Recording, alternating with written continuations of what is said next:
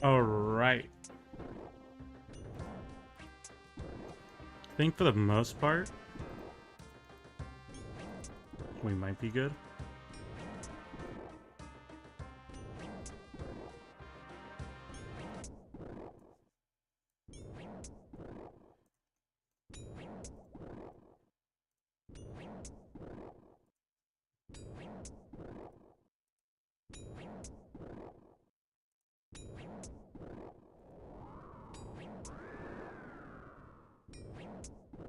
Okay.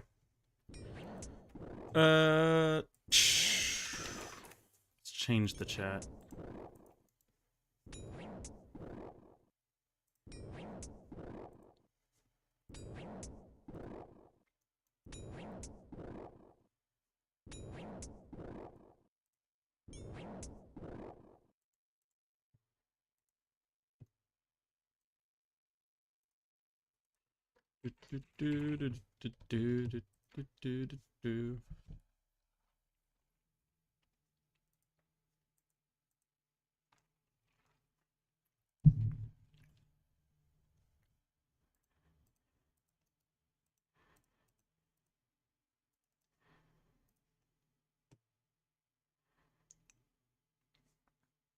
Keith, what's up? How you doing?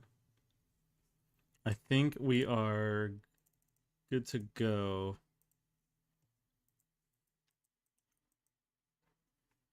But we're just testing it out. But if it works, I'm not going to restart another stream. I'm just going to...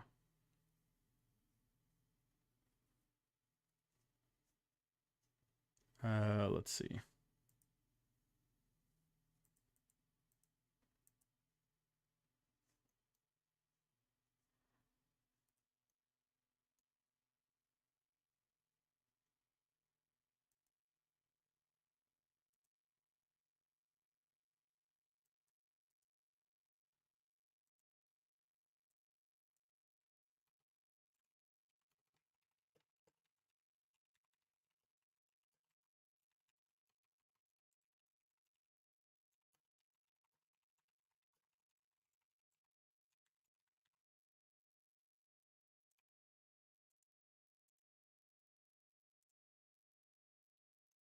Okay.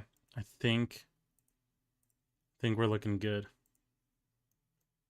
But don't quote me on it.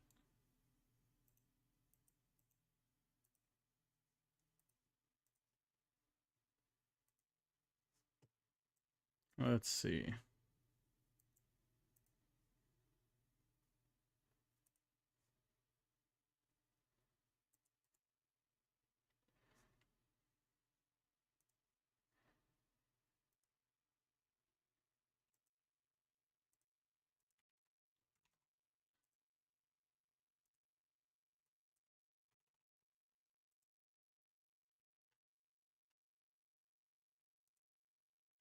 Okay. Looks like we're good. Keith, how's the stream looking? Is it looking good?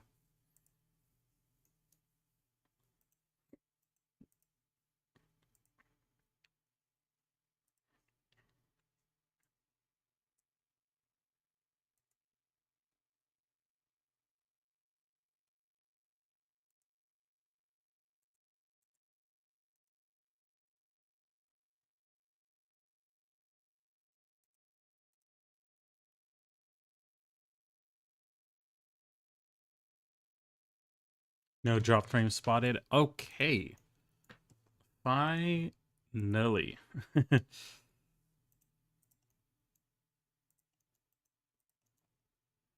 Alright, I'm gonna mute the old RuneScape for now. I decided while we review Homebrew and do some other stuff, I can low-key grind my Slayer. And so, it's kind of a perfect world if you think about it.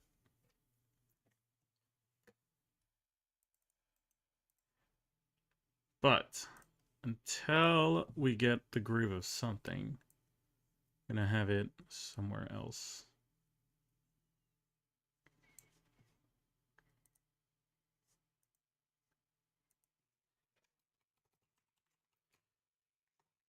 We are alive.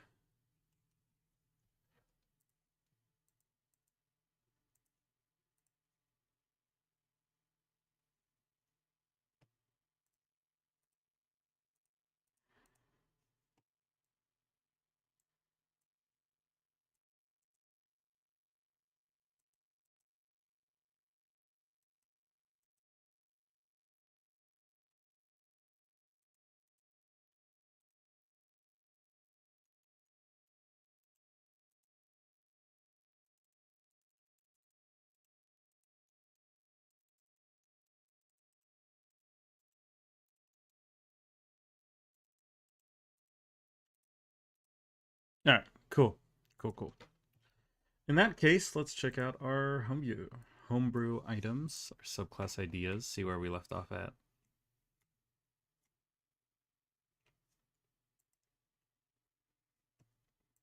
And I think there's a couple things on the Discord we need to catch up on too. But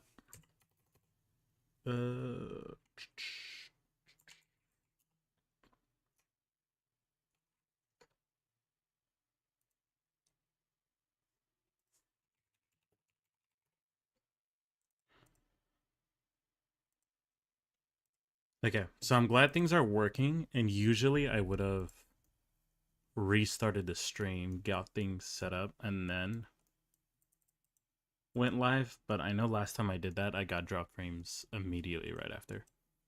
So the plan is to stick with this and not have to restart.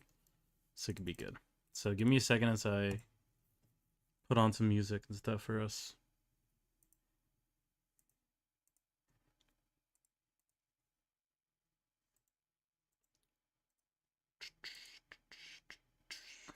Okay.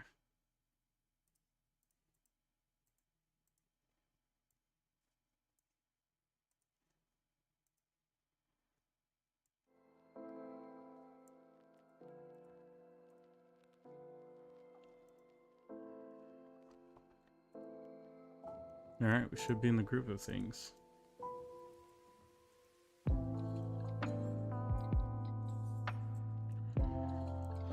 Alright,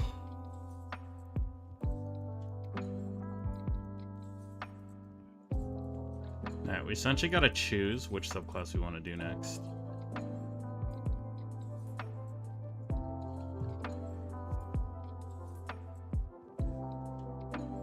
It's gonna be a big decision.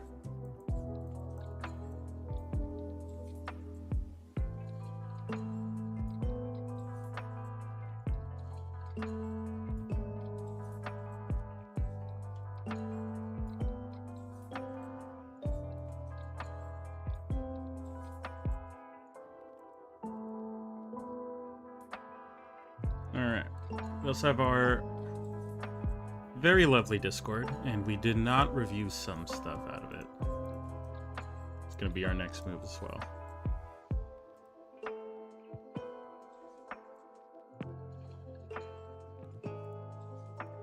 But I'll wait till a couple people get in here before we do that. For now, we're kind of just gonna chill for a bit.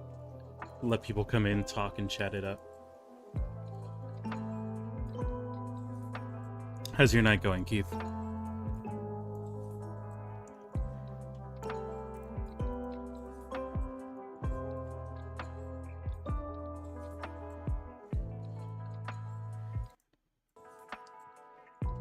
A little bit of a pause.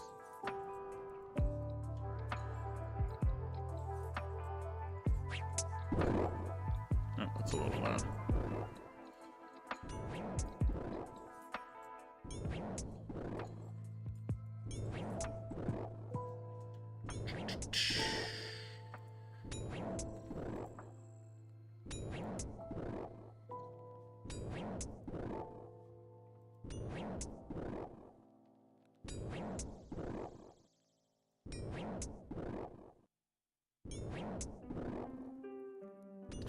Good. Been playing Devil May Cry 4 earlier. Devil May Cry was such a big part of my childhood. I remember it.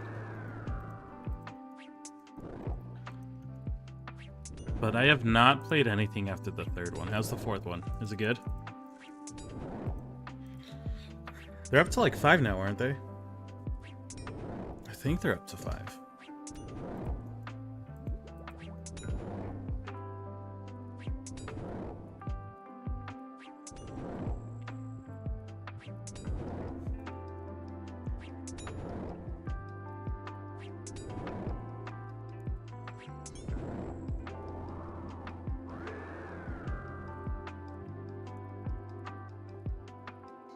Alright. Give me those ashes.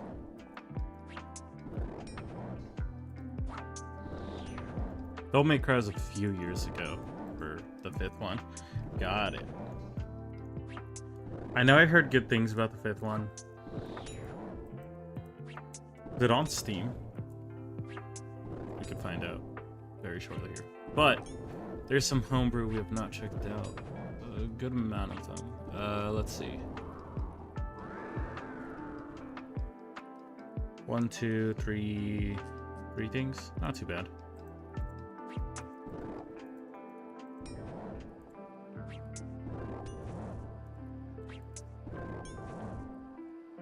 So, all right.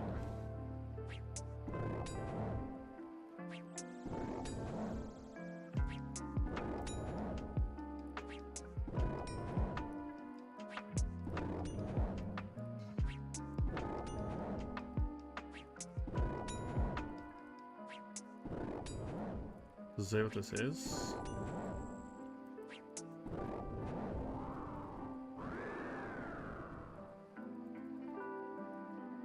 Is it just a waistcoat that talks to you? I'm a little confused.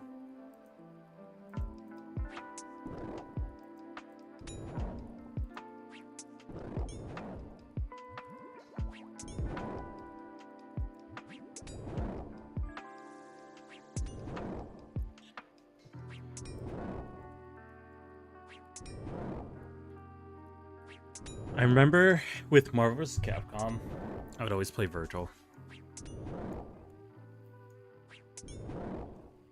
That was how I always kept Devil May Cry in my life. But also that game I have not played for so long.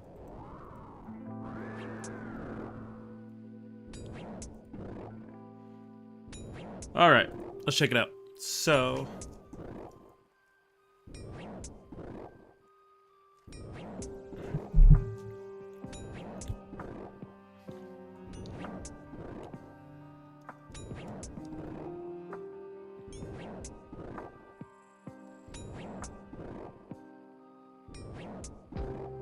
none of these are speaking too much to me. All 5 games are on Steam and go on sale commonly enough. I paid about 40 to 50 picking up all 5. That's not actually bad at all. And I'm sure like if it's ever on sale, G2A usually has it on sale there too. Here, we can check it out.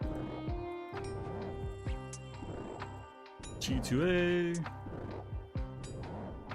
And access denied. Yeah, I think this website's still down.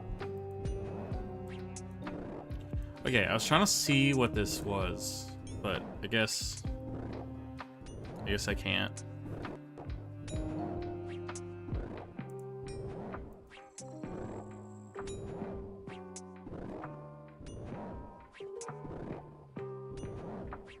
But it looks like it's a waistcoat that's alive and it speaks to you, like a sentient one.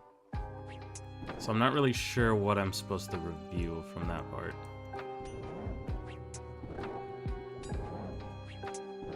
Unless it's supposed to show up on like a... Okay, hold up.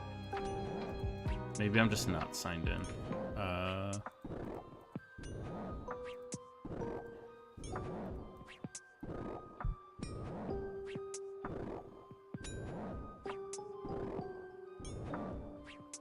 No, yeah, that's all it is.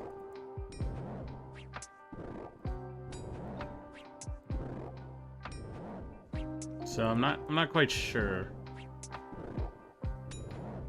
what that is supposed to be.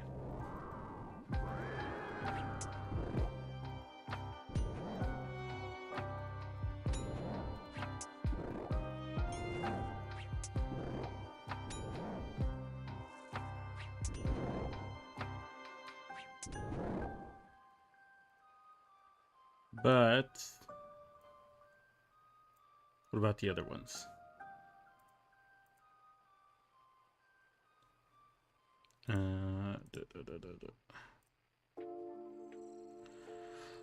All right, that's actually pretty nice. I like the way Zero set this up.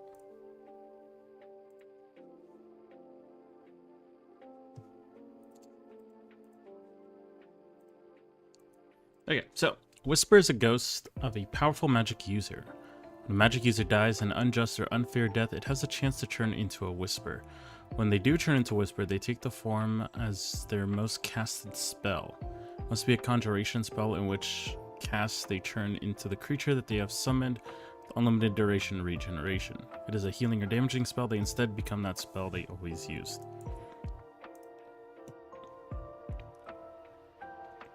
So you become a tiny elemental.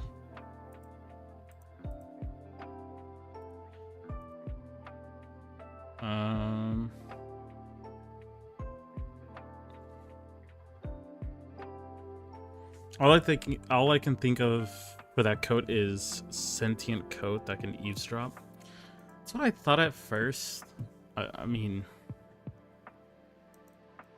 it sounds super cool, like just off of the wording. I just don't know what. There's not really a description of what it does.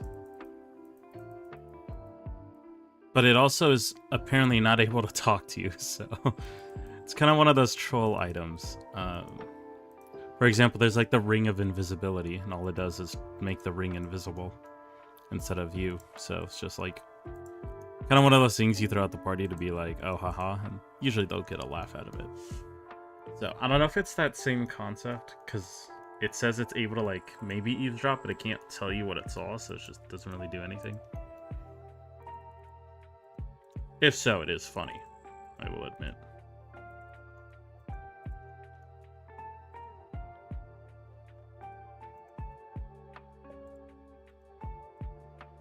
No shit, I meant to not do that. Okay.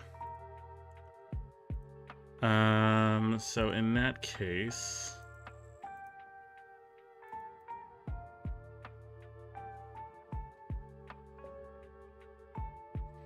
yeah, that's all I can really think of.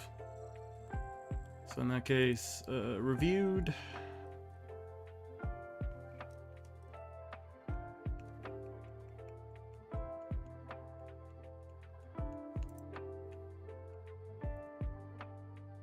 All right.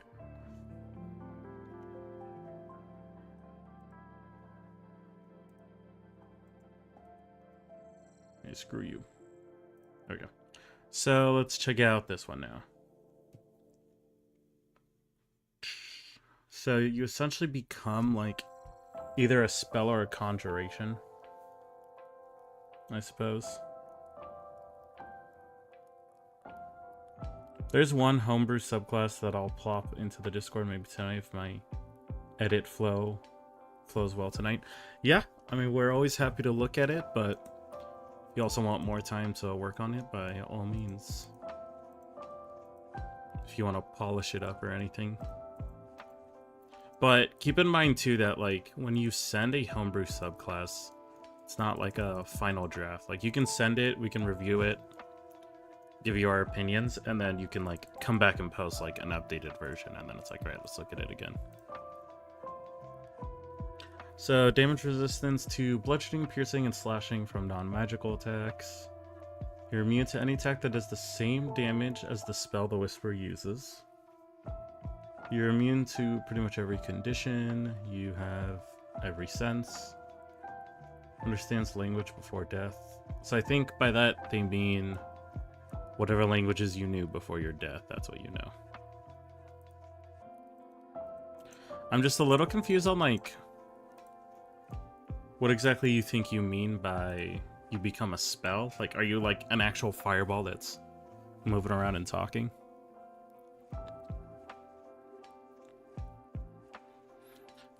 Spellbound. Spell most casted by the now dead user is now the spell the user inhabits. They have a range of 5 feet and do damage equal to spell damage. For an area of effect attack, they have the range equal to half the area of the spell, but keep the shape. Your movement speed is equal to the spell range minimum of 5 feet, so your HP is D4 amount of spell level, plus 1. Cantrips count as 0, and your AC is 15. Minus your spell level, or do you mean like added your spell level?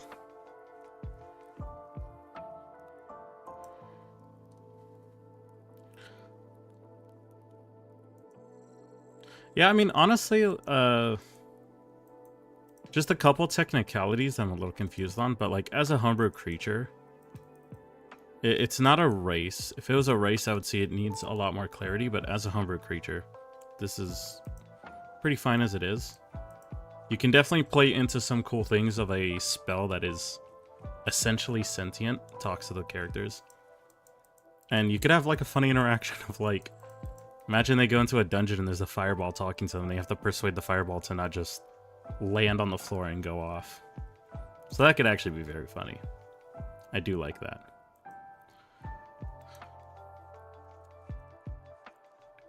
What is interesting is also the idea of them taking the form of their most conjured creature. If they're like a conjuration wizard, that part could be kind of cool.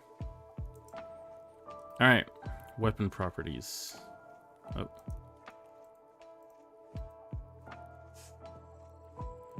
The only thing we need to maintain is our prayer potions in this game, because if it goes down to 0, I no longer have this protect from melee and this demon will kill me. And I will lose my precious gold. And then I will blame you, Keith, for distracting me. Okay. A duo of weapon properties inspired by the Final Fantasy XIII Leaden Strike? I think it's meant to be Leaden or Leaden Strike. I think it's Leaden Strike and Iron Strike. So, I thought we went over this. Maybe not. So for Leaden Strike, the benefits are increases a weapon's base damage by +3 sets of the original dice. Only the weapon's base rarity by 1 tier. Oh, increases the weapon's base rarity. So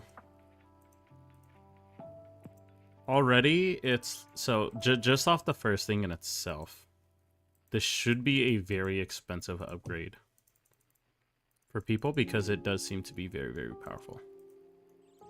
There's a lot of features that the only features I'm really, really careful with implementing is anything that a class does as like kind of its identity.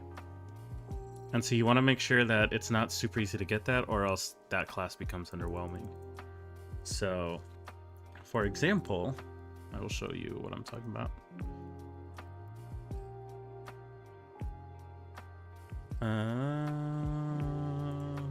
Barbarian.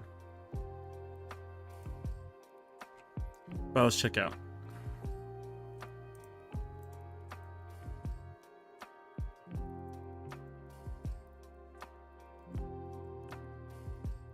We reviewed this last time? Yeah, that's what I thought. Oh, so hold up. Lord Setting saying something. Was watching your stream to answer your question. It's would turn 1d6 into 4d6 or 3d6 into Iron Strike. The initiative penalty does actively put a character further down the initiative order per melee attack rolled. Iron Strike is meant to be an overall speed improvement in the context, rarer to find but forgiving to handle. Yeah, I know we read this before. So I think maybe you posted this here in the Discord to like put up the clarity on it. Perhaps I was like asking a question. Oh no! No! I casted my teleport. Oh, god damn it. I done goofed. I look like a buffoon now. I have to make the walk of shame. Ugh. Okay, but yeah, so this one I'm pretty sure we did check out. Once again, my overall opinion on it is, if I was to run it, it is a situation where if I don't have a barbarian in my game, I would not care too much. It'd be kind of fun. I would still make it pretty hard to get, but the only thing that I don't want to gimp out of a barbarian is their brutal critical. Which is like whenever they get a critical hit, they get to roll 3 additional weapon damage dice. This is at level 17. At like level 9 they get it, I believe. Yeah, level 9 they get the first one, it's just 1 additional one. So like if I was playing a barbarian, and this is supposed to be my bread and butter, that makes me really cool and unique, and then like another player was able to get it from just like a weapon feature, I would feel a little gimped. But if I was not a barbarian, I would think it's pretty cool. So I think it's just one of those things where if you don't have a barbarian, you should definitely make it like pretty accessible if you want to. But if you have one, you should just kind of watch out for it. Sir DB, welcome. Your message is an enigma. I have no idea what it says. Perhaps I'm not worthy enough. Okay. Let's see here.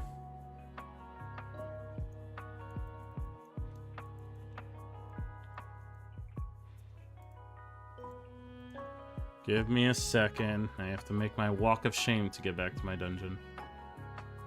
I need my Varrock teleport.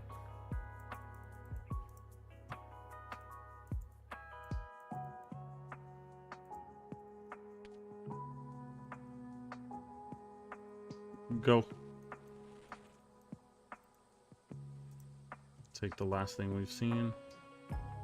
Oh, I think I'm getting a little laggy here. Is the stream fine now? Is it safe? Yeah, we're fine. Alright. Let's see what else we have. Everything else, I believe we have reviewed. Cool. Perfect.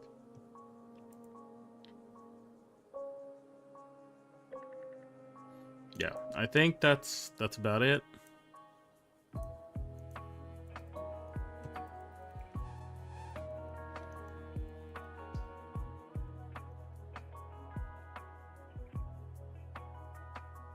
All right.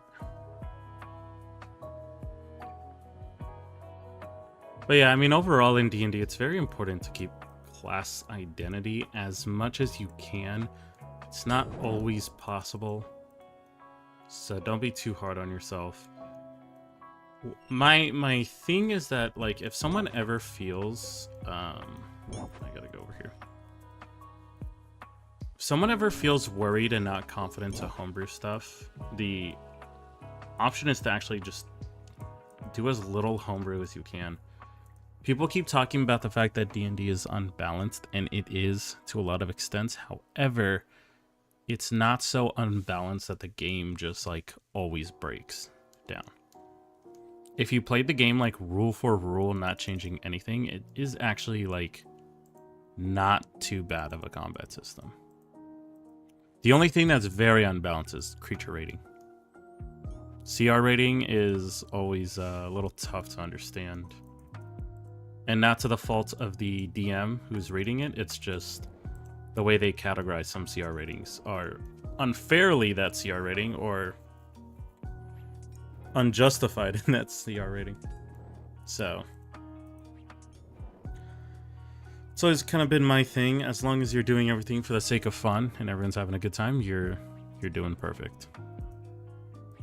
Let's drink one of these potions.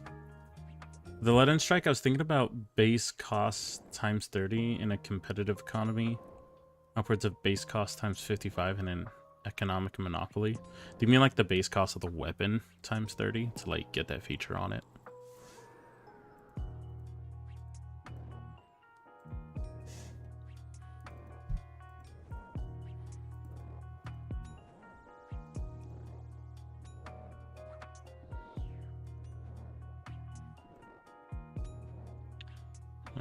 We are pretty good here. Okay. Yeah, the weapon base costs. Let's see what that would amount to. So 5e weapon cost.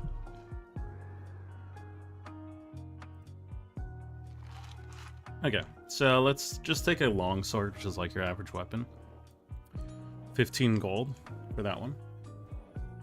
So you're saying in a tough economy, it'd be times 55, and then in a monopoly it would be 55. So like, yeah, I get what you're saying here. So let's just go with the competitive one, which will be your average one. So 15 times 30, that would be 45 to 0, 450 gold to get something with that feature. That's not crazy bad.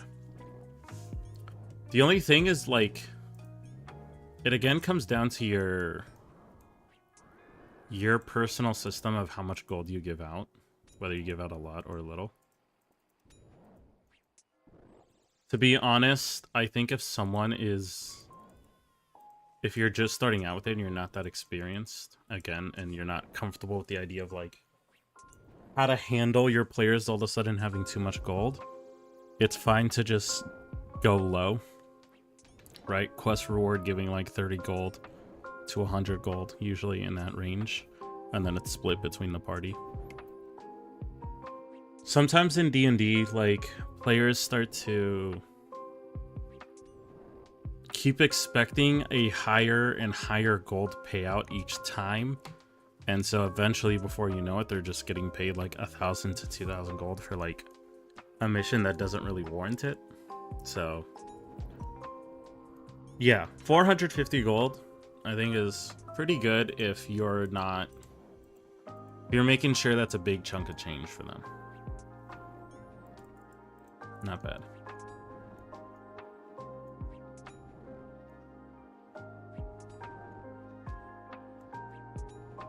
I don't really like I had a DM before that would have us roll for loot. And so essentially anytime like we would loot a chest or loot a person, we would have to like loot according to the D&D table to decide what our item was. And I was not really a fan of that in the most part. I get that it's completely random, but I mean the idea of... Okay, let's find it.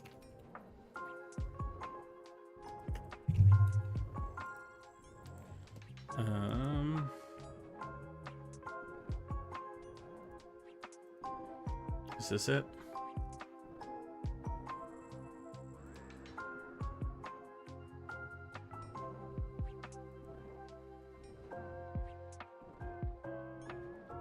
No, this is not it.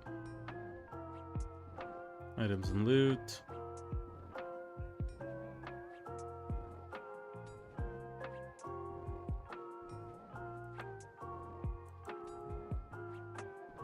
What are your combat stats in OSRS? Not insanely high, but it's for the most part the furthest I have been. Give me 1 second. I have 80 attack, 80 strength, 80 defense. Oh, 80 defense. I can now go to Lash. That's my plan once I got all 80.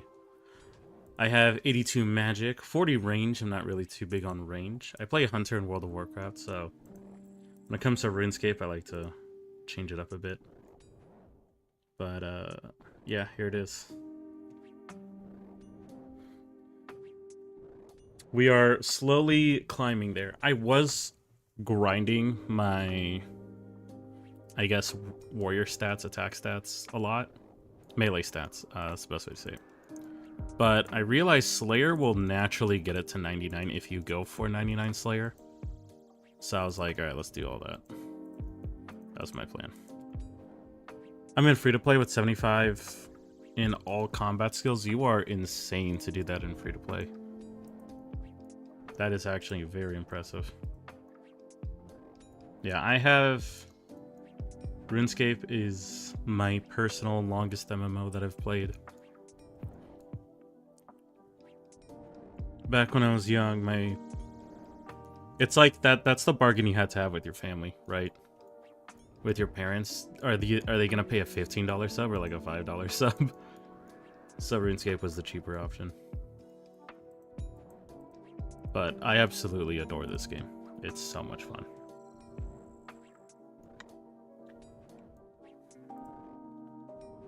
Started in 6th grade, yeah. I was in 3rd at the time when I started. There are some things that RuneScape does that's way better than any other MMO, but I mean, there are some things that are obviously outdated. The nostalgic factor plays a large part of like your attraction to the game. So for people who like have never played RuneScape before, if they try to get into it, it's really hard. For one, the combat is obviously, as you can see, not super engaging unless you do PvP or like high-end raids, which I am not good enough to do either of those yet. Once I'm brave enough. But yeah, I was very much RuneScape and World of Warcraft are very, very fun games. All right. I want to make sure I can clear off the Discord before we leave it. Let me close out Steam. I am also hard addicted to Helldivers. You guys can see I have 135 hours. I am max level in that, doing Helldives. It is so much fun. Okay, is this what I'm talking about? Maybe it's this. I mean, this is a Google Docs, though. This is actually insane that someone did this. Props to you for doing all that work.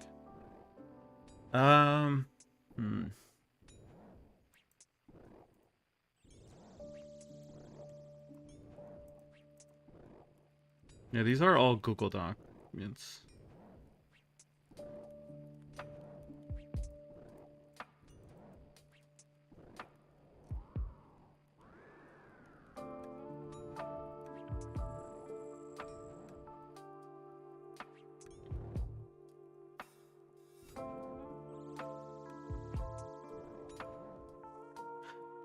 Yeah. Excuse me. Sorry, that's a sneeze. I was looking for the mute button real quick, but I could not find it, so I was like, well, they're gonna have to hear it. Okay, so I can't find this for the life of me. I just know it's in the original book. So let me actually...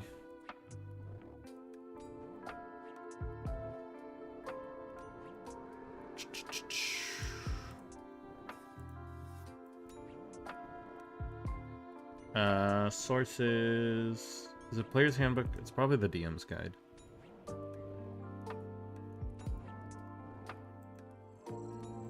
Oh, I grabbed the wrong item.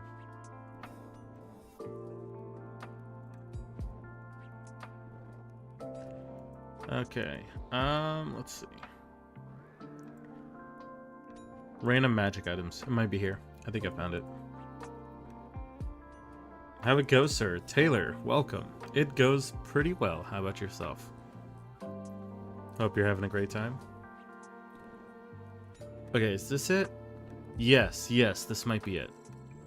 Okay, I remember. This was such a frustrating way to play D&D because anytime we would loot a chest or go into a dungeon or defeat a boss or something, our DM would essentially make us roll. How many are there? 1, 2, 3, 4, 5, 6, 7, 8, 9, 10. Am I crazy? 3, 6, 9. There's 9. So you'd roll like a d10, right? And if you get 10, reroll, whichever it is.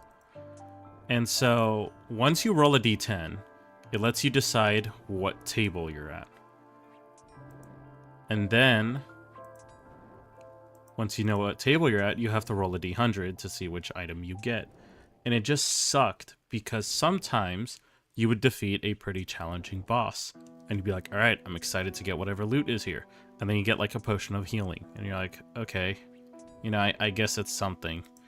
And then you would just like kill a bandit and loot. And then all of a sudden you get a potion of stone giant. Like, it just made no sense. It was such an unrewarding feeling in the game because it just didn't feel like you were rewarded based on what you did. It just felt like you were rewarded based on like randomness.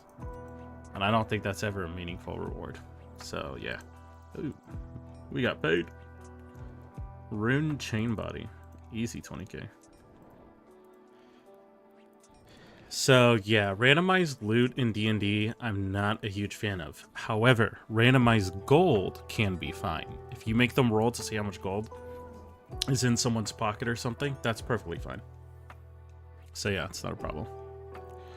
We just finished a really cool campaign where our party got locked in the gates of a carnival where they wanted to kill us and add us carnies. Oh, add us as carnies. Pretty fun, very homebrew, but tons of fun. Hell yeah.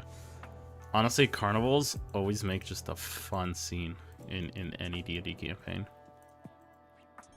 Also, just the players will love to gamble. Rewarded by chaos, exactly. Use the tables to add loot boxes to your D&D games. You know, I have a DM who actually talked about that. A monthly subscription you pay in-game. He wouldn't charge you at a game. But in-game, your character would pay gold to like a packaging service. And they would give you a loot box. Get your players addicted? Yeah, honestly. Fun maybe once or twice, but beyond that, yeah. Yeah, so it's not a problem if you... Ooh, we got a brimstone gate. It's not a problem if it's like an optional side thing to do on top of what you get. It just sucks if it's like the main source of rewards and gearing in your game. Because any game you play, when it's done right, you kill a boss, you get, you know, either their weapon or you get some really cool armor, you get a cool magic spell, whichever it is. You get something that's really cool. So that's the same idea. If take any game you're playing, and if you imagine all loot to be random, it would be the worst game to play ever.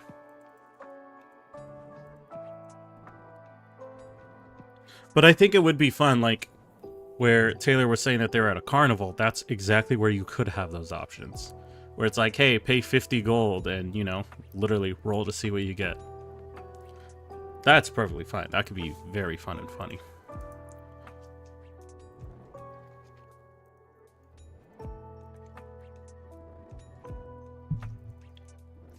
But I believe also the table itself, the further you go down, the stronger the item. So you kind of just knew that, like, if you rolled a 1 or a 2, it's awful. If you rolled like an 8 or a 9, it's going to be amazing.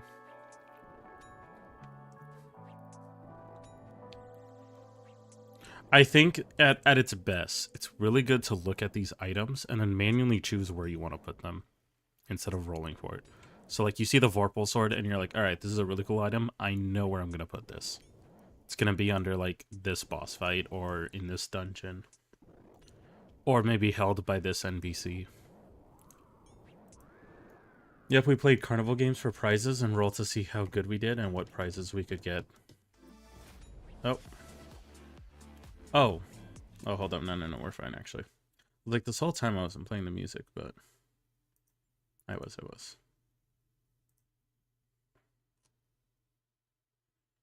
Let's see. Give me 1 second.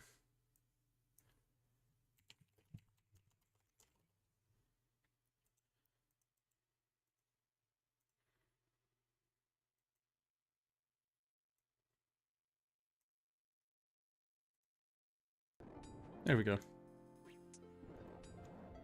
Also, magic weapon, also magic item worthy of more use in loot piles in... I have no idea how to pronounce that.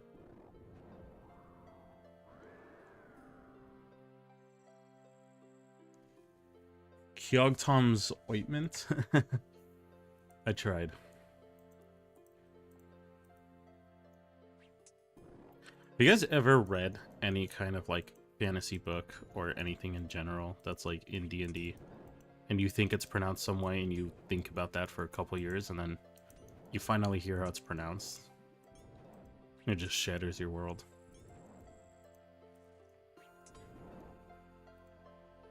Every single time. It's a big, big revelation.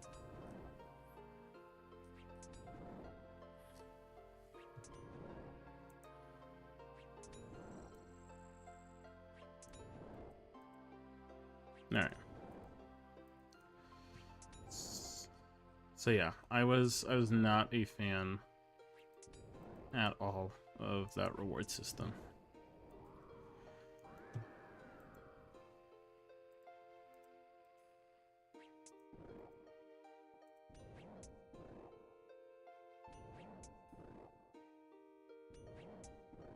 Oh, okay, Keith, you're saying that there... Okay, DMG 179, I see. So you're saying there is something to go look at.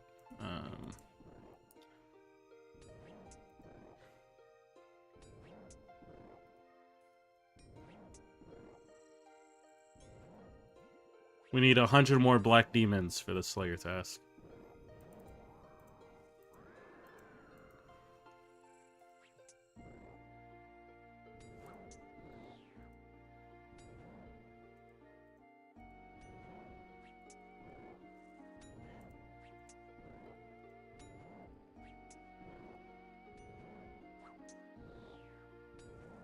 Yeah.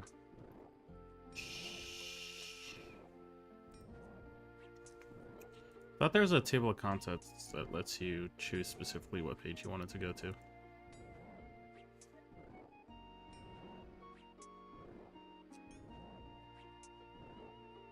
Is it not a thing anymore?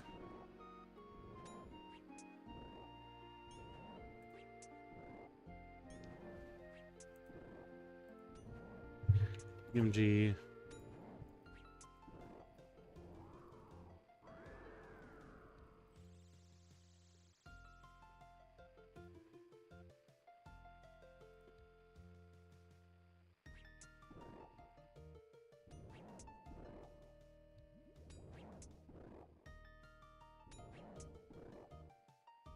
Is this what you're talking about, Keith?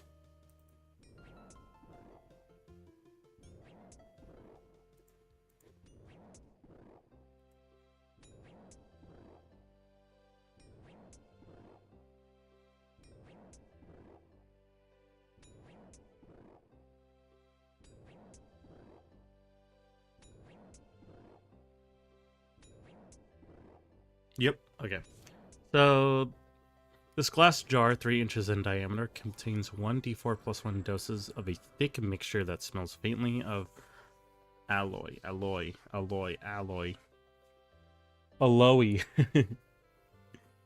The jar and its contents weigh half a pound. As an action, 1 dose of this ointment can be swallowed or applied to the skin. The creature that receives it gains 2d8 plus 2 hit points, ceases to be poisoned, and is cured of any diseases. That is really cool. That could come very much in handy.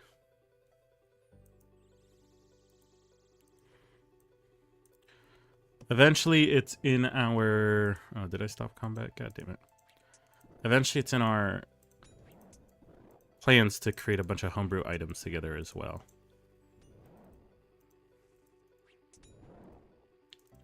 I've already factored, essentially, the different items we could create. If we come over here...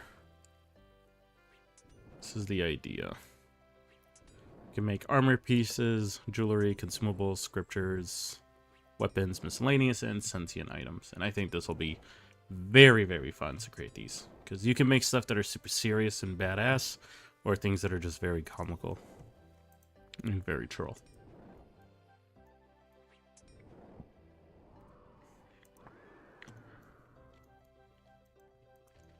We strive to get closer and closer.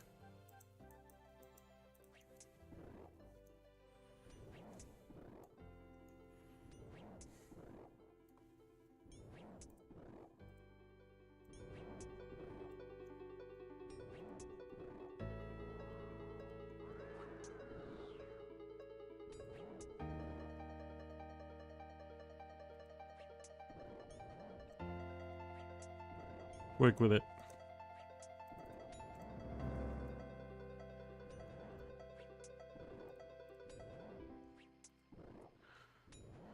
What skill in DC to grab hold of a greased watermelon while swimming? Okay, so a couple things. You are swimming, so you could argue that there's some athletics check to be made there. And then the greased watermelon. So I would make it 2 checks. 1 check is an athletics to see if you can maintain swimming. And the second check is a sleight of hand, but possibly at disadvantage because it is greased. And you are also swimming. Depending on your class, if you have expertise or proficiency, I would say you don't have disadvantage on it. Actually, if you have expertise and no disadvantage, if you have proficiency, still a disadvantage. But always evaluate some things. If someone has proficiency in both athletics and sleight of hand, then no disadvantage. If they only have it in one, give them disadvantage. If they have expertise in either, give them no disadvantage. It's kind of like a check-off list almost. But what you would then determine is based on the failed roll, you see which aspect they failed in. So if they failed the athletics check, but they passed the sleight of hand, they got the watermelon, but now they're drowning. So they have to find out how to get back up to the water or, you know, do something. And you can make them do another athletics check. If they fail that, they get deeper and deeper in the water until they could possibly drown. If they succeed the swimming check, but they fail the sleight of hand, then, you know, they stay afloat, but now the watermelon's gone. So perhaps they have to make an athletics check to catch up to it and swim and then try it again. But, yeah, that's what I would do. Or perhaps a perception check to see, is it even a watermelon in the first place? You never know.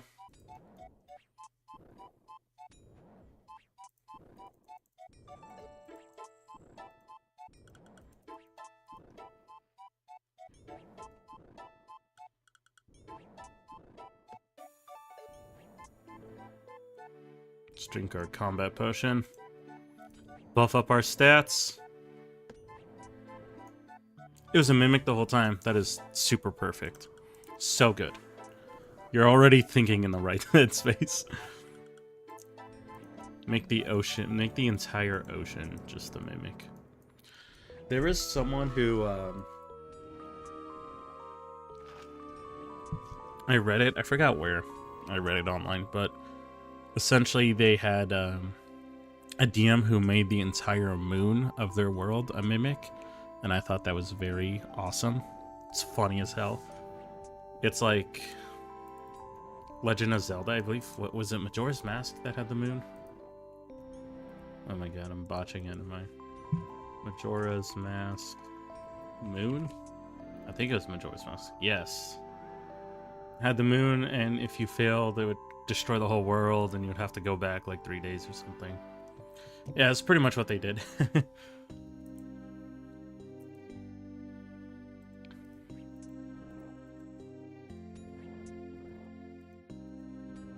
Yeah, Majora's Mask. It was a Majora's Mask moon, which is super cool. This is something that's a little underrated in D&D, and it's like, people don't really think to create a fantasy setting in the sky almost. Like, put 2 suns or 3 moons or, you know, weird effects with your stars. It's a cool way to add some uniqueness to your world.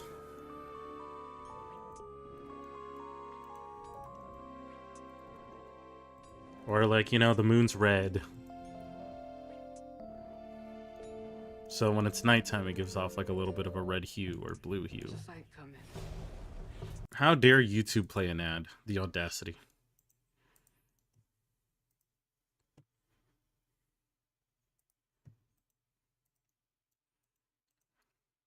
We are getting so strong here.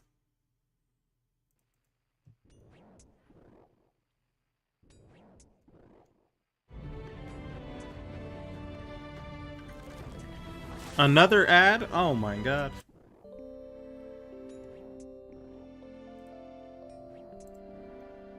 So tragic.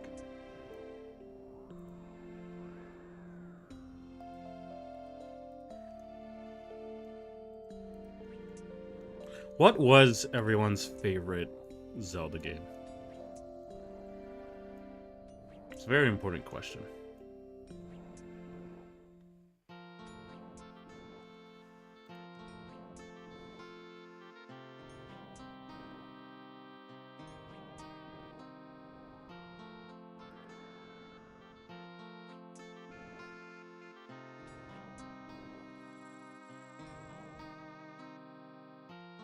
Give me the ash. Dan T, welcome. Question B. That is in fact my favorite Zelda as well.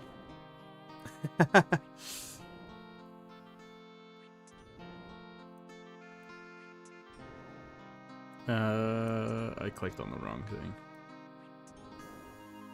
For races where you put your forehead on the end of a bat and circle around in a bunch. Circle around in a bunch before running. Is that a con save or a dex save when you try to run after? Oh, okay, so for races where you put your forehead on the end of a bat and circle around it a bunch before running.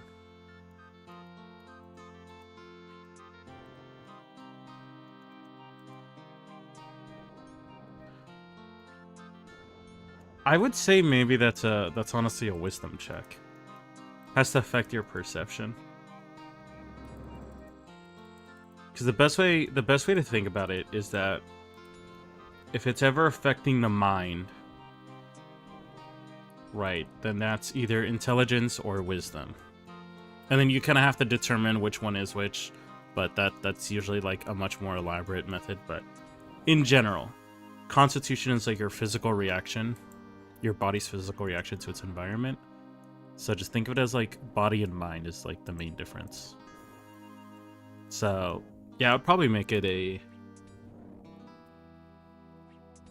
wisdom check. However, I'd be open to a player being creative with it. Like if a player is extremely acrobatic and they say like, hey, I'm gonna like close my eyes and just, you know, go off instinct. So I guess in that case, it's either acrobatics or athletics. Either or, whichever one they want to choose, which is something D&D usually does, is it tells you like, hey, it's either athletics or acrobatics, your choice. That way you can have someone do it like in a dex way and someone do it in a strength way.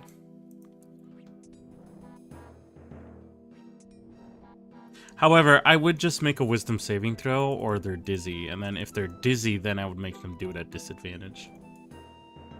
But yeah. I'm too partial to Ocarina of Time, but also really love Twilight Princess. Ocarina of Time is, in my opinion, I think it was like the classic Zelda for a lot of people around me. Like everyone's, for the most part, everyone heard about Ocarina of Time first, played it, and then played the rest. But I'm not saying that was the case for everyone, just in my social life growing up, that was the case.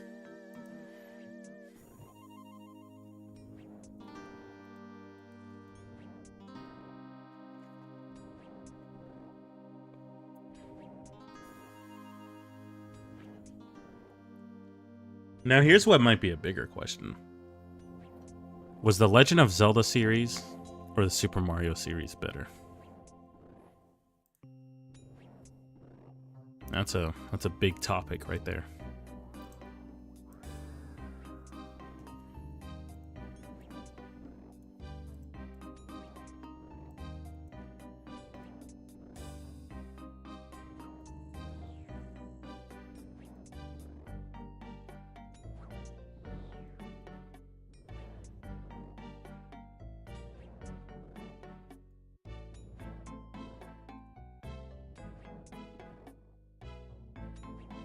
How many Zelda games were there? Actually, I think I've lost count.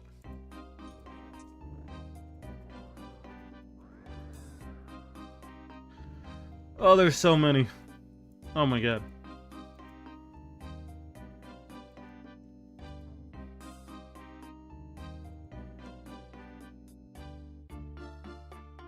No, give me pictures, man.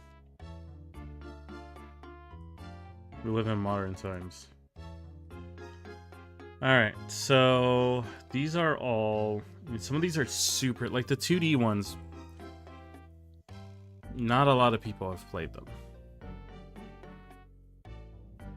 But here's Twilight Princess, Ocarina of Time. I know Wind Waker was... Wind Waker, I would say, is the game that has aged the best. You could play Wind Waker today and actually does not look bad at all. But if you tried to show someone like Ocarina of Time and they've never played it, they'd be like, yeah, these graphics are super outdated. Now, for me personally, graphics have never stopped me, but for some people it absolutely does. But as you can see, I'm playing RuneScape, so, you know. Let's see. Skyward Sword, I know, recently had a remaster. So it looks a lot better now. It wouldn't run into that problem.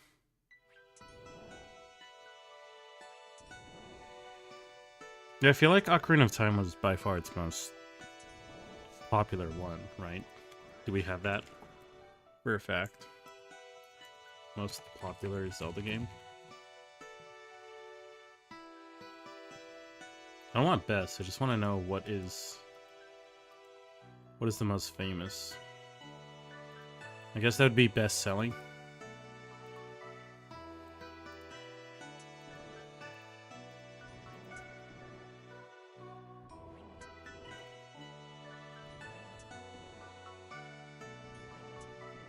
We're just going to number one, baby. Breath of the Wild? 32 million. I mean, yeah, I guess it makes sense. Mario and Link got isekai to each other's worlds. Who would fare the best? This is such a good question. So you are asking the right questions, Samuel. Okay, let's break it down. Let's think about the context of what they go through, right? Link is not always the same Link. So already we have to preface which Link is getting sent out there, right?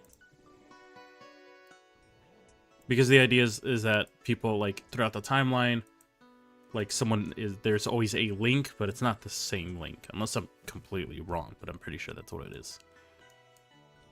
They are different Links. And Mario isn't always in the same world. Yes, which means this guy's intergalactic. He's traveling through space and time. But if we are to evaluate their villains, for Mario, it's Bowser, which is pretty much just the glorified turtle. But for Link, it's Ganondorf, which is just this immortal villain who keeps coming in and is like literally the manifestation of evil. Link also has the Master Sword. And that is very, very powerful.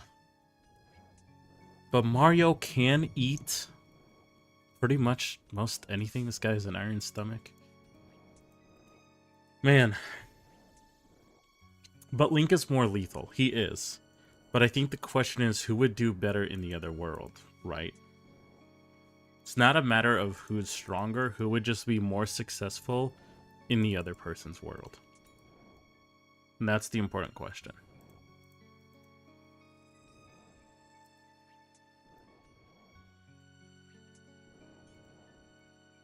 Let's get your guys' opinions here. What does everyone think?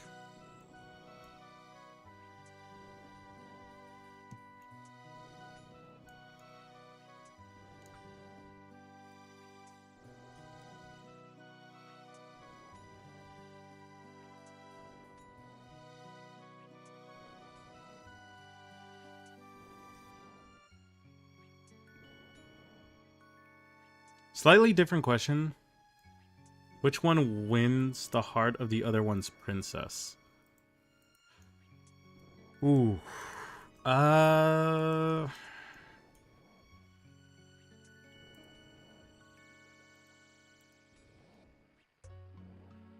me think about this. I think Link would probably not get Peach. Think about this. Lovely Smoker, what is this? This is a very important question. We're asking the real stuff here. If Link and Mario were isekai'd into each other's worlds, meaning they essentially died and got put into the other world, first of all, who would fare the best? Who would be the most successful in the other world? And also, who is more likely to win the heart of the other one's princess? Okay, look. Princess Peach is clearly not a woman of action, right? Because Mario's saving her constantly, but she curves him every time. She just tosses him to the side. So, clearly the way you get... Oh, guys, we're level 98. We're huge. Clearly the way you get Princess Peach is through words. And Link only says, "Hyah!" I just started scrolling on Twitch and seen you. Well, I'm glad you're here. We usually talk about D&D 90% of the time. We create Homebrew together. We do all this stuff. You can see me on YouTube, Midnight Coffee. But Samuel has asked a very, very important question. I think it's a proper discussion to deviate from our usual talks.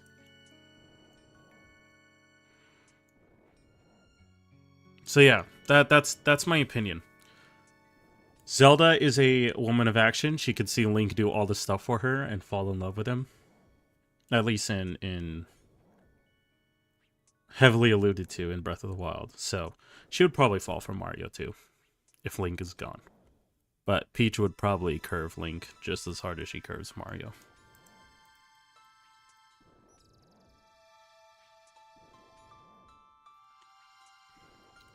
But, Lovely Smucker, welcome to our finally established community.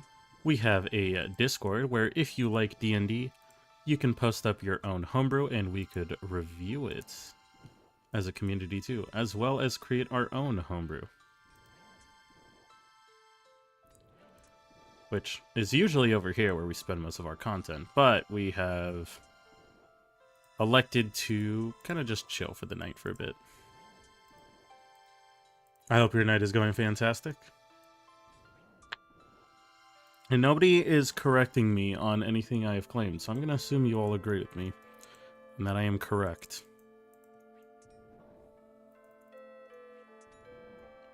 Destroyer 19... 19,970. How you doing? Welcome. Perhaps you've missed a very important question, but it was answered. We should not open it up again. If you guys have any other hypotheticals, I will literally answer anything. For the most part. Might not be that I'm right, but I will answer it. I'm doing great. We are grinding our Slayer level on RuneScape while also talking about D&D and other stuff in games.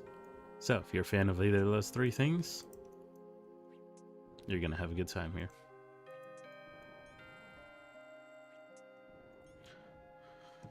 Alright. Here's a good question. RuneScape is a game I've played for a very long time, and I've never seen anything else really use a whip. Should we make a magical whip in D&D?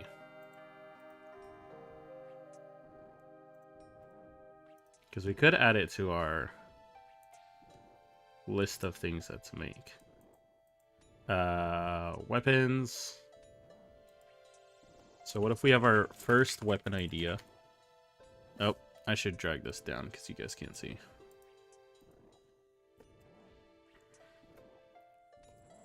Weapon ideas. So, for the first one, we have a whip. What are the fun features we could put on a whip? It can grapple, restrain, retrieve. Right, I am out of combat. We're back to fighting these guys for a bit.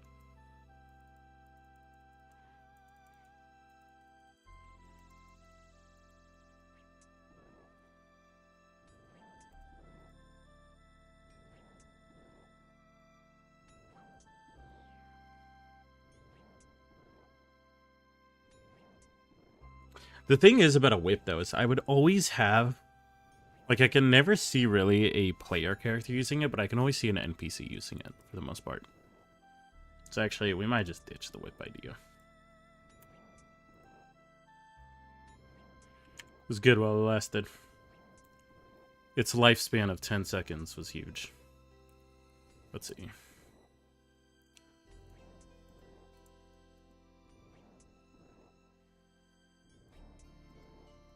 We're about to run out of prayer potions. When we do, we're gonna have to pray in real life to not die here. Oh, we got a demon head.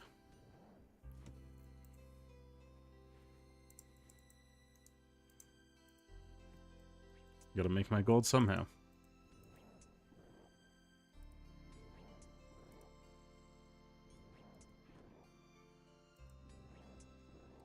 What we also do here, if any of you are interested, which we have taken a break from it for a bit, but we do need to bring it back. Let me log in and not show you guys so you don't take my account and ruin my beautiful maps.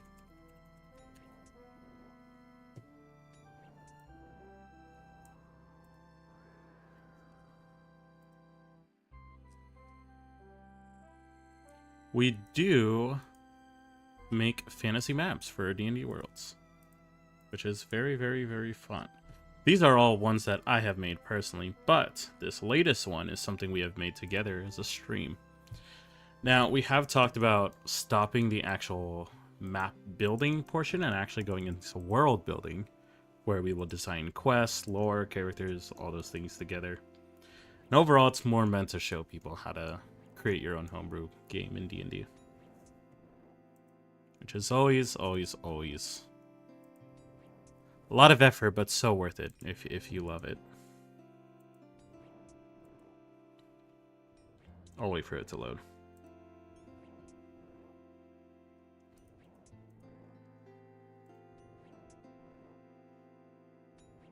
Yeah, I do know there's actually a couple immediate changes I wanted to make on the map.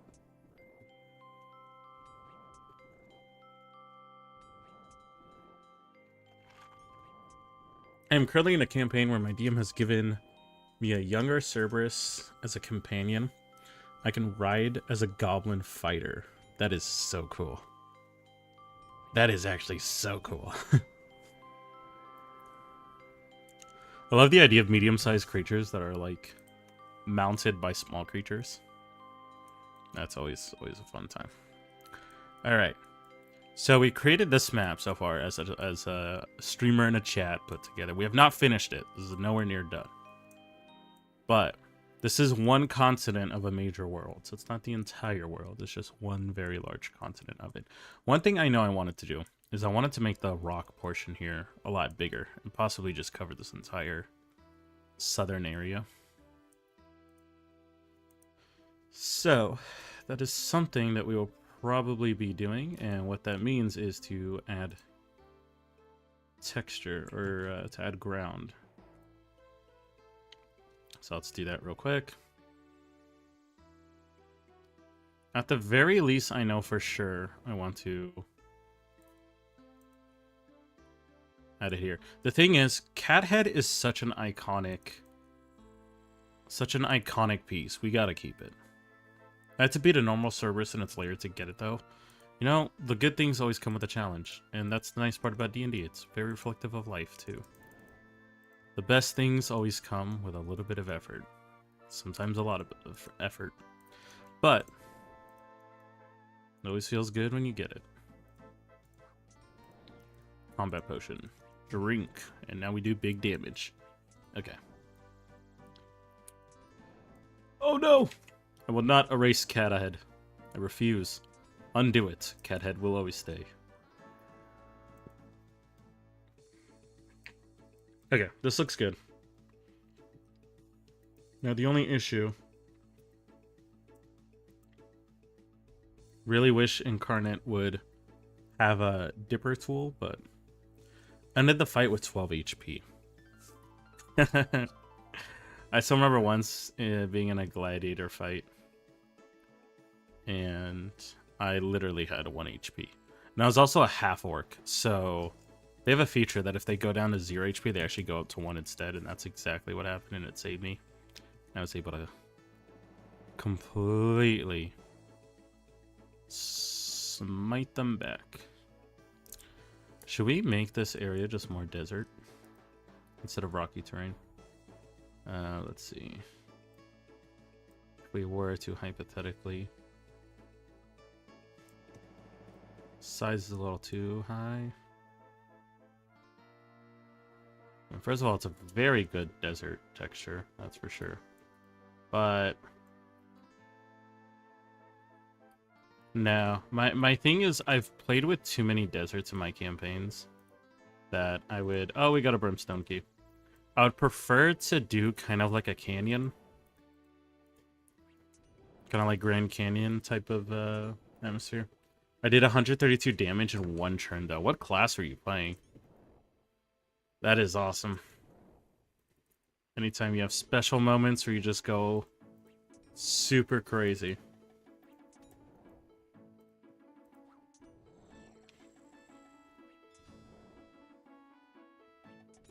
Let's see. I'm a pure fighter. Hell yeah. Actual Giga Chad. Okay, this is the one we were doing, the Rocky Desert. So let's try to match. No, we made it a lot smaller.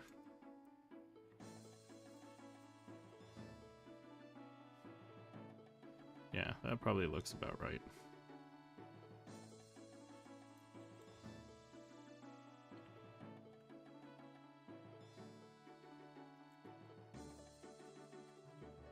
Alright, so once again, let's grab the opacity, 0.4. Then we'll go to the grass. Opacity at 0.5, and then just start to kind of do our little blend here. Lower it. There we go. Okay.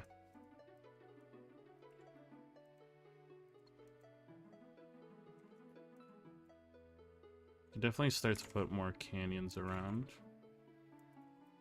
We could make this kind of like a great wall, which could be really cool. What if I keep this guy as like a sandworm? Can I color him differently?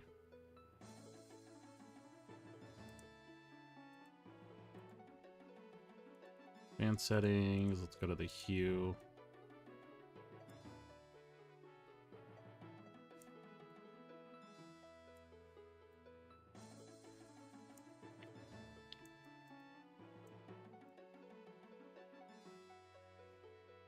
think the best I could get for like a sandworm is like this.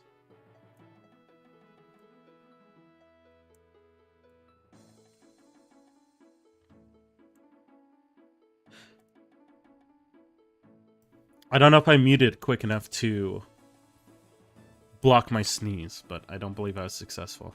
Let me know if I was. We used the MCDM idea of using games. Oh, 1 second.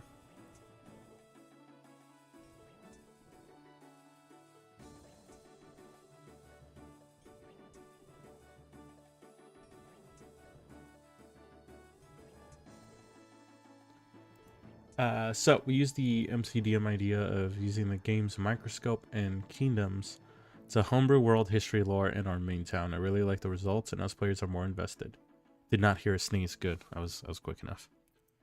Yeah, that's a really cool idea, Samuel.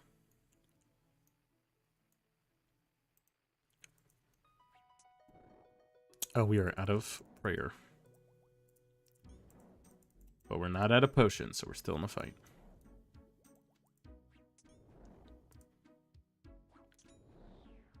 Also, I have posted a subclass for review in the Discord. Fantastic. We will get to it. Thank you for posting it. All right.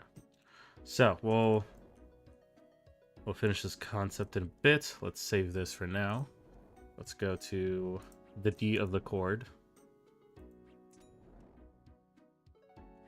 And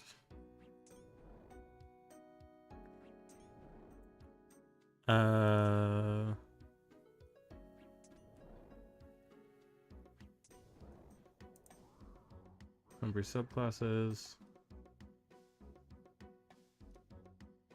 Oh, here it is. Is this it? No, this is not it. Did you post it in the Homebrew section? I do see it says one new.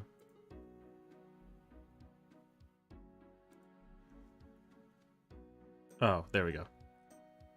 Devil Hunter. Alright.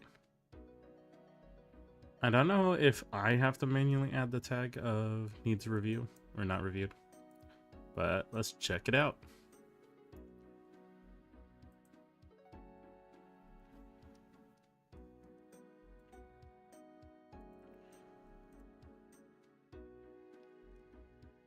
Alright. Let's get back into this fight, and then we're going to check out this subclass together that Keith has made. Which already Devil Hunter makes me sound super excited just off concept alone. Let's make sure prayer is good. Okay, so. Can we see immediately what the main class is? I guess we will find out.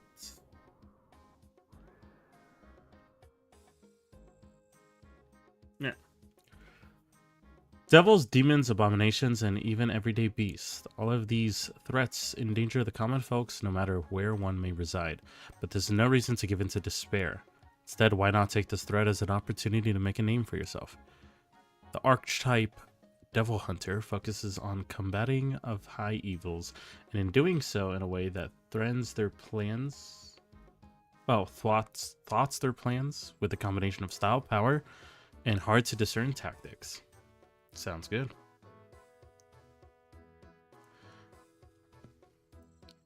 Let's get back in combat and drink a prayer potion. So, unflinching. Starting when you acquire the trickster style, all manner of ruses come effortlessly to you, so easy it is. So, I guess this is the first feature you get. Oh wait, right here. My bad. I skipped a little. Beginning when you choose to develop through the Devil Hunter archetype at 3rd level, a plethora of combat options become available for you to utilize. You're not able to acquire all of these features at once, however.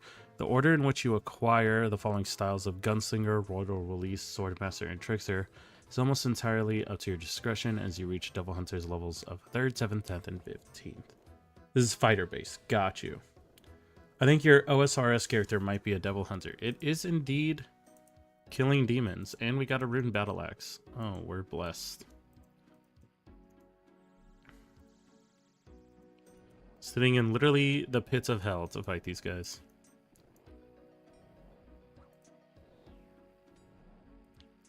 Alright.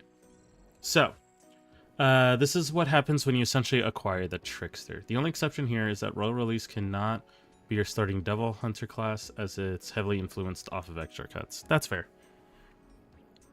Making sure they don't choose this before they get extra attack. Before Shopify, were you wondering where my sales at? YouTube, do not play an ad without telling me. So, starting when you acquire the Trickster style, all manners of Ruzos come easily, so you find yourself unfazed by even the most daunting of foes. Heck, oftentimes able to even laugh at their face.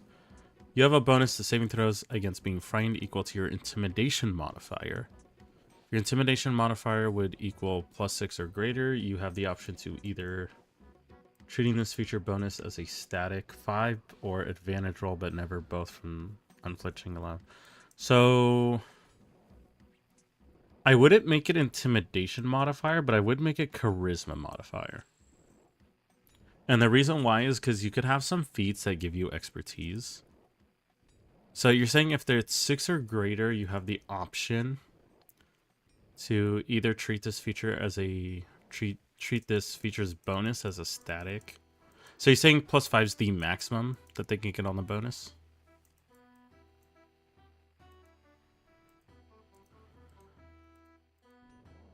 So I guess the question to ask is that if someone takes expertise in Intimidation, which lets them double their proficiency bonus, so like they would have like around like +12 to +15 Intimidation at some point.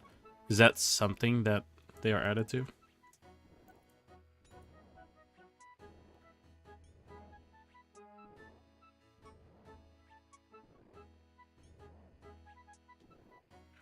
It's up to you to kind of decide how things go, but personally for me, I would probably just, at early levels, +5 is the max you choose to forego an advantage roll. Got you. Okay. It's not too bad then. I was going to say, the way I would probably design immediately is advantage against fears when you're low level, and then eventually you become immune to it at like a higher level. It like increases. But either taking the +5 bonus or taking the advantage, yeah, that's cool. Max uses is your proficiency bonus per short rest. Oh, so this is for taunt.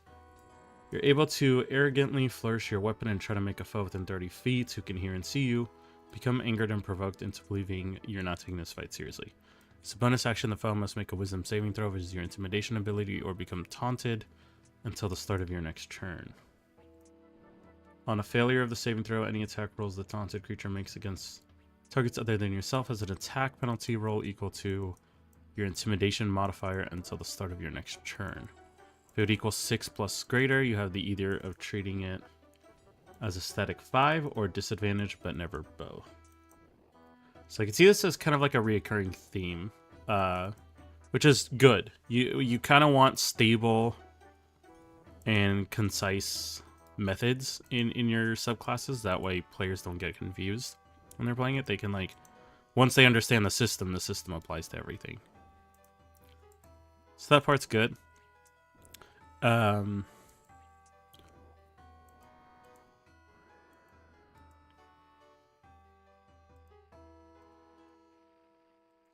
give me the ashes. Give me 1 second. I gotta grab these and bury them.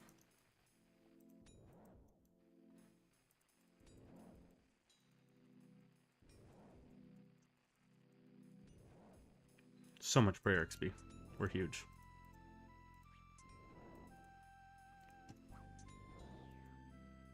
Okay. So we'll read the rest and then we'll come back to things. If the phone said targets yourself while affected by the taunt, their penalty is only equal to your charisma fighter. So them getting it regardless if they attack you might be a little too powerful.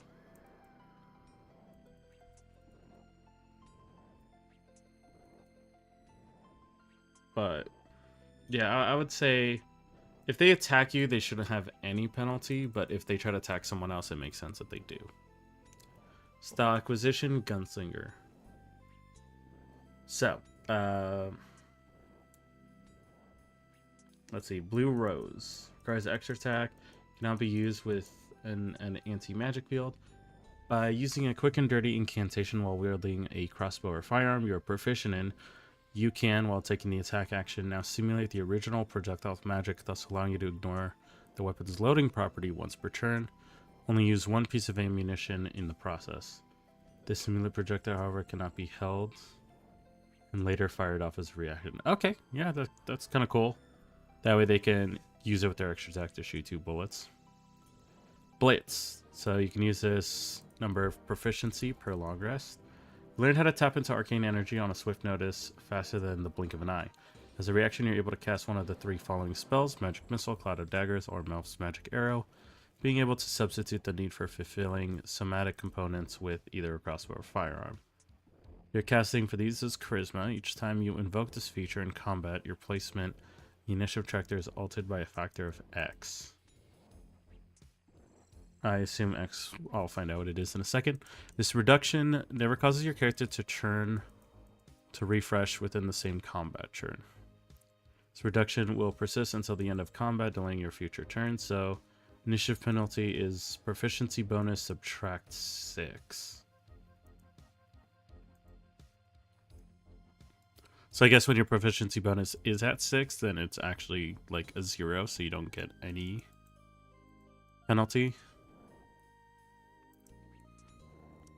I would say that maybe the penalty would probably not be too fun for the player. So when you design abilities, I personally think there's 2 best ways to do it, and that is, let's go to our D&D workshop. So if you have, okay, so when you make abilities, right, there needs to have limits, and you could do limits either through charges. Yep, let's just type that in my graphic. Through charges or through penalties, right? There we go. Through a penalty. You don't really want to mix the 2 together, or else it will not be a fun ability. So by charges, it's essentially, hey, you can do this 3 times per long rest. For penalty, it's, hey, when you do this, you have like a -2 to your AC, or you have disadvantage on, deck saves. If you stack both together, it becomes really hard for a player to justify wanting to use it because they'll feel like they get gimped. So I would choose one or the other. Either that they take a penalty to their initiative, or that they have charges. Usually charges is the best way to do it. It's never a bad consequence, it's a fair consequence. Hey, you can only do this so many times before you're tired, and every player can understand and agree with that. So I do think if I would personally just take away the initiative penalty and keep the rest.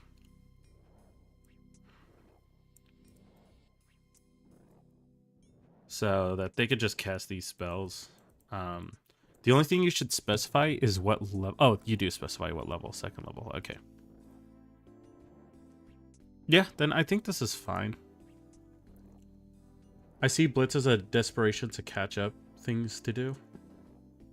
Yeah, I mean, the thing is it's a reaction. And reactions are a pretty big deal when you force people to use reactions. So that part is also a balance mechanic.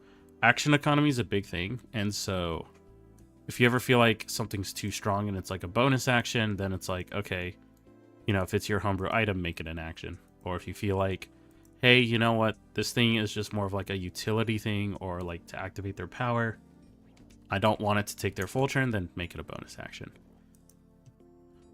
Reactions are usually really strong because reactions are the things you do to stop someone else from doing something inherently, or to punish them for what they're doing.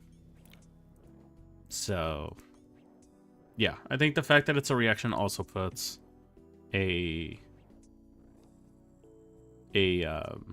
limiter on it. But I do like the idea of them essentially using their gun to cast these spells, and it's most likely reflavored as a gun to do it. So yeah, I kind of like that idea. Out of combat again.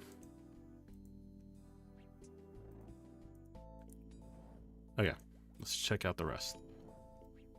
It's the acquisition's royal release. So, Royal Guard. You've come to master both the weight of your weaponry and their defensive applications, no matter how bizarre. So long as you've made a minimum of one attack with your primary action, you're able to declare Royal Guard, which is a free action. By doing so, you end primary action for going to continue.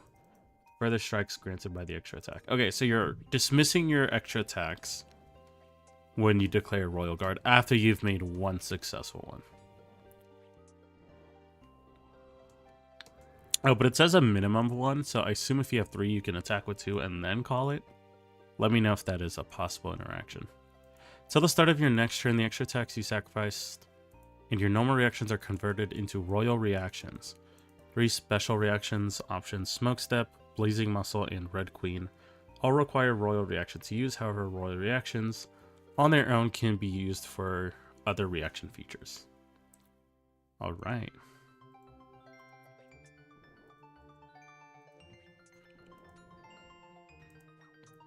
So, Smoke Step. Expend 1 royal reaction to teleport up to 15 feet that doesn't provoke opportunity attacks. And activate mundane or magical traps. Oh, nor does it activate. Okay. I get what's happening here.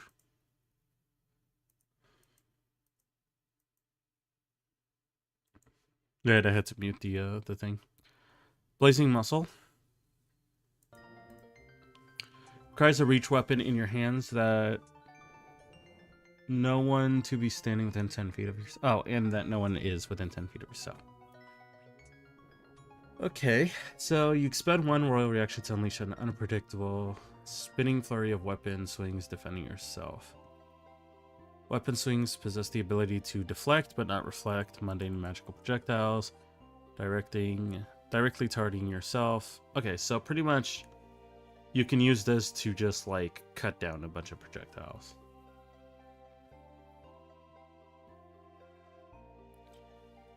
The first single target or area fire projectile that flies towards this flurry now has its attack roll or spell save reduced by a penalty equal to half your proficiency rounded down. After it collides, the royal reaction will conclude. Okay. So is it like you could potentially... I could see that it's potentially blocking projectiles. So you can make them miss entirely or make people succeed by like blocking it off, I assume.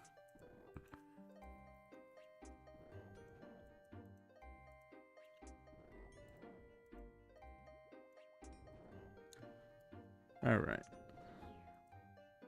Let's see the rest.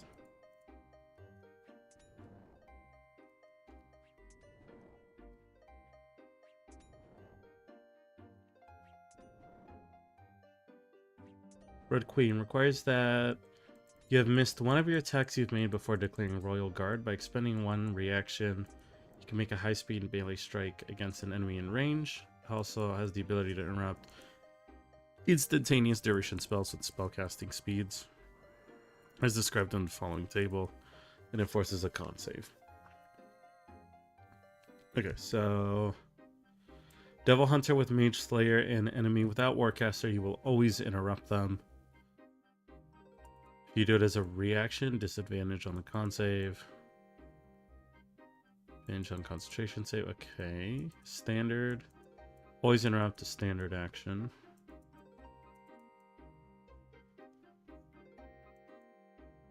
Okay, I see.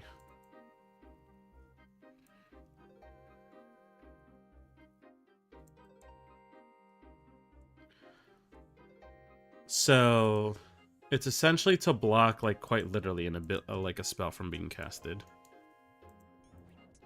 But you have conditions on based on what the spell's being casted and your features and your buffs that like it could just either not interrupt it or they have it's very complicated is what I would say with this feature. So I would grab the general gist of the idea and I would specify on spells that it works on, right? So like if an enemy is using their action or bonus action to cast a spell, then you use Red Queen. That way you can avoid the table to an extent. Red Queen's reference of legendary bonus action is Misty Step. It is also executed through a legendary action. Yeah, so I assume what you're doing is that they can't block legendary actions. Unless they have Mage Slayer and the enemy doesn't have Warcaster, then it's a chance. Right, it's a saving throw, which is the right idea. Oh, are we out of potions? We are. So this is a Varrock teleport. And to restock on potions. So yeah, that's what I assume is going on here. We can look at this fully now that we're not fighting. We'll come back to it. Let's finish up the rest. Starting when you acquire the Swordmaster style.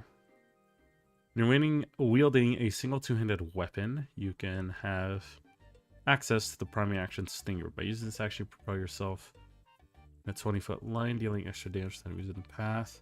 So I'm a little confused on, because you said you're not going to be able to unlock all of them.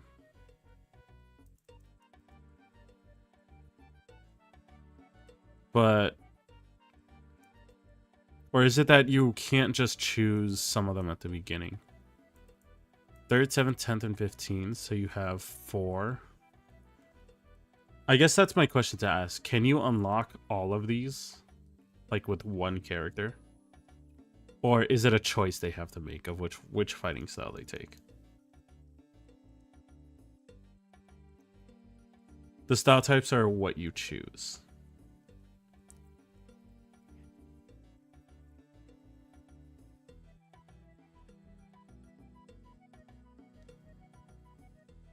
Okay, so there's 1, 2, 3, 4, 5. Okay. So 5, and you have 4 slots, I believe, right? Am I correct in that? So there's 1 slot that you won't be able to take?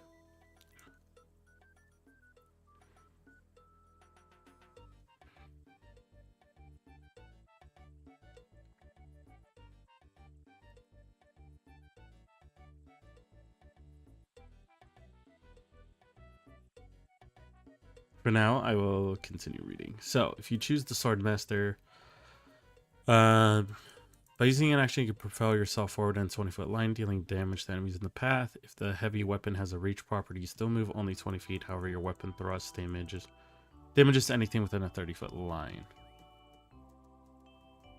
The damage for the Stinger action is equal to 2 sets of your weapon damage. On a failed dex save, they take half as much on a success. Okay, so... Alright, so this is pretty much just like a charge that you get right here for Stinger. And then I can see the damage output right here. 3 sets of your weapon damage dice. And this is you essentially consuming your extra attacks to do this. Think, do you take all of Swordmaster or all of Gunslinger at an archetype level?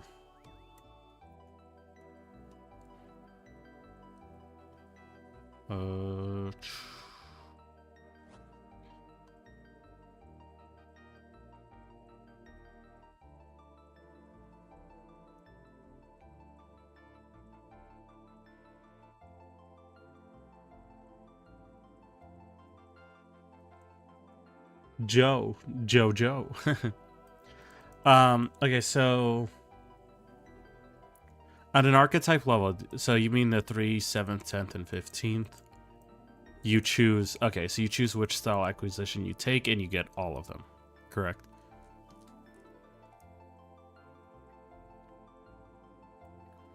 Let's see the rest. So that's the spell save, proficiency bonus plus strength dex. Yeah, that's pretty fair. That's always how it is. You now have the ability, so for Cavalier, you have the ability to wield any two-handed weapon that locks the reach property with only one hand. Allows you to pair a two-handed weapon to expand as you gain features of class. That's really cool. I like that. Swordmaster only shields, only 2 styles. So is there a benefit if you choose just one style versus going all 4 styles? Because you said you get all of Swordmaster or all of Gunslinger.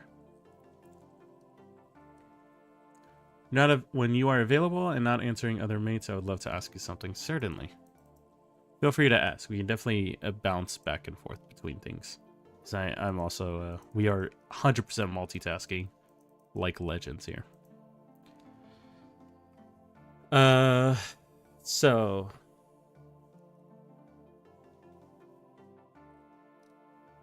Soul of Yamato. You may choose to double-hand a typically single-handed weapon that allows you to channel specific arcane magic once per turn. You may channel power into a projectile to launch from the swing of your weapon. It extends your reach by 25 feet. Your weapon has the thrown property and improves the ranges by 20 feet and 40 feet. Okay, so it's just kind of like a ranged melee attack. I did not set up the bot yet. I am so sorry. So give me a second. I will link the Discord in the chat. I really, really need to do that. You have reminded me.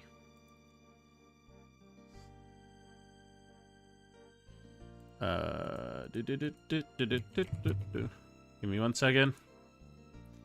And I will get to you with the link.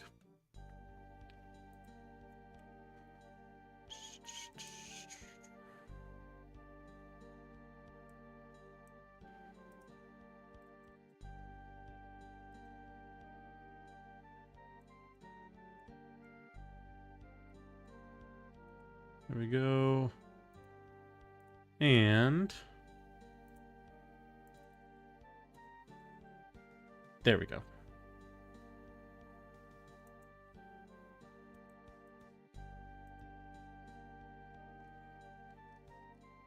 All right. So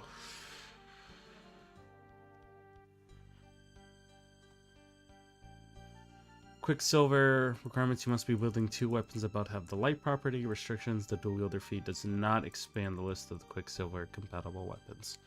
So when you acquire the Swordmaster style, your ability for dual wielding strikes improves significantly. Some may even attribute it to a form of minor time dilation, but what do they know? When 2 weapon fighting with weapons compatible for this feature, the number of melee attacks you are allowed to make via the 2 weapon fighting feature for bonus action is now equal to base 1 plus number of styles acquired plus conditional. So pretty much you're kind of essentially doing like a flurry of blows. It's dependent on the number of styles you have. In the event that you find yourself in possession of a scimitar of speed or similar light property magic weapons, add that extra sight to the maximum number of Quicksilver strikes up to +2. And then the final one is the Devil Trigger. You've grown so much that many degrees of your familiar, the nightmarish foes you have on a regular basis, some could try liken to an iteration of La Divina Commedia. La Divina. Alright, so you can activate this once per long rest for a minute, and you pretty much go into your demonic transformation. You now have immunity to Frightens. You can utilize your full intimidation modifier as an uncapped penalty, regardless of the foes targeting you or your friends. You can ignore the loading property on all weapons you have. How long does this last for? It lasts for 1 minute. Okay. No longer requires a weapon to reach to be wielded, but still demands that no one will be staying within 10 feet of you. It can be used as a standard reaction, no longer requires having to miss an attack on your turn. Let's see. His Boar. I've been GMing since 2012 and had over 2K players in total so far. Wow, that's crazy. Gameplay hours are almost like obsessed basically, but never D&D. So even though I have some basic knowledge, I am not the most knowledgeable about it. A friend of mine wanted me to craft 2 custom classes without any subclasses. I was going to ask if you would check them out and give them critique. I'm here for a legitimate critique, so you don't have to sugarcoat it. No worries, post it in the Discord. We have a homebrew section that you can absolutely post, and you can feel free to do it right there. So my overall review of this, Keith, is that I would personally, with this kind of like archetype, make the fighting styles options rather than... I'm going to talk as I do this. I can multitask, don't worry. I would make them options rather than getting all of them at some point. That way there's kind of like a specialty that you're choosing. I think that would be, one, less confusing for the player. So it's not that they have to like manage all of these abilities at once. So that could be very overwhelming for them. But 2, it also allows... Oh, we have an ad playing. Hold up. At up to 100 times.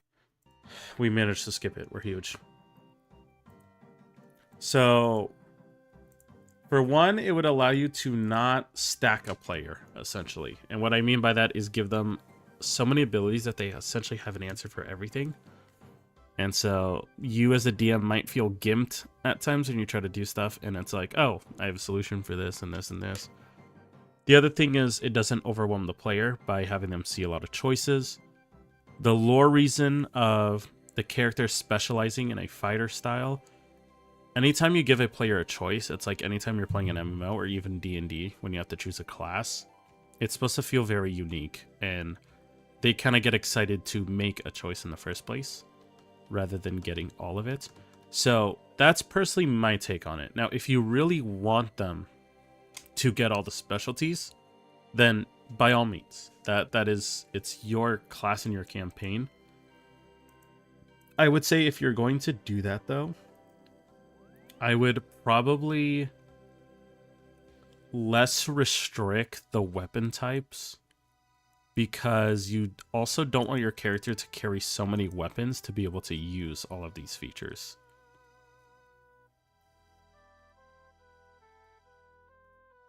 Unless that, I mean, in fairness, that could be what you're going for, like a Van Helsing. So they just kind of have like a little bit of all these tools and gadgets. If that's the case, then sure enough, more power to you. But that would at least be my advice. There is a good feedback into making the class a little more, not boxed in, but sometimes less is more, is the best way I could say it. So that they don't have to read all of this to understand their class. But if you say, hey, make a choice, and then they read all of them and then choose the one they like, then it's like, okay, they only have to read that section. In which case, you can grab an individual section and buff it more. That way, it's more meaningful for them to choose something specific. And I would probably also put more abilities that give them bonuses against fiends and devils and demons in D&D to play into the idea that you're a devil hunter. So for the most part, I see that there's a lot of abilities that are just straight up abilities. Give them bonuses to fighting demons specifically, and like devils. That way they can play into the fantasy of what they are. But overall, I absolutely do love the core idea of it. That if I like walked into playing a fighter and I see Devil Hunter, my eyebrows are being lifted up and I'm immediately looking at this. And you have really, really solid ideas here. Some of them I really love. Hi there, Ben. Welcome. Fat Cheesy Pants. Funny name. Hi there, been storyboarding all day on a homebrew game I'm working on. This would be my first time DMing and wanted to make something unique and not a module. One of the big overarching themes is interactions from a distance with Yugoloths and the like. Okay. In your opinion, should I just reflavor magic items for the theme? What are some tips for map building, and what are your thoughts on making / using a BBEG? So, by Yugoloths, is that like a Lovecraftian thing, like a Cthulhu thing.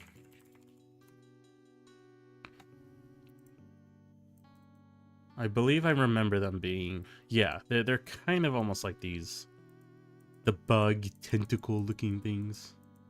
They are very, very cool.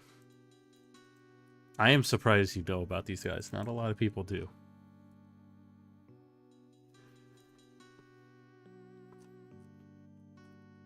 No, get out of your own. So, let's break it down. I posted both classes since they don't have subclasses. They're kind of packed, though.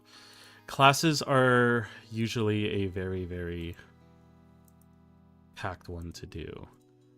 I will say that it is pretty difficult to make a class without any subclasses in D&D because they are designed to offer those so that you can split up your features between subclasses and classes.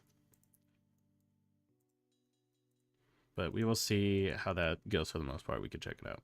So, let's check out what you've posted and pull it up, and then we will get to answering your question, Cheese Pants. If you have any questions about the subclass, Keith, I'm going to keep it open here so that we can check it out and respond to it. All right.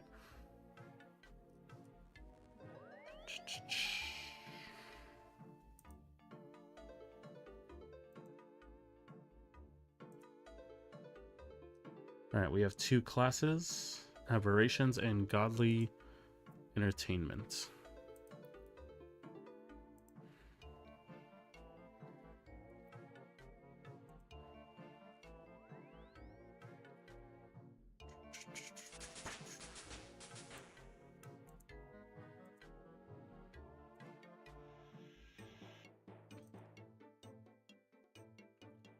We'll wait for this to open.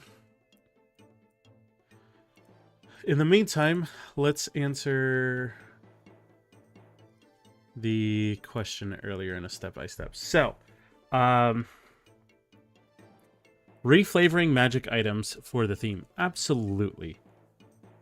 The thing about D&D is a lot of times it's a unique experience based on the theme that you're doing. And so that is something that, like, anytime you do that, it reminds the players what the theme is about, what you're going for. Oh, give me 1 second.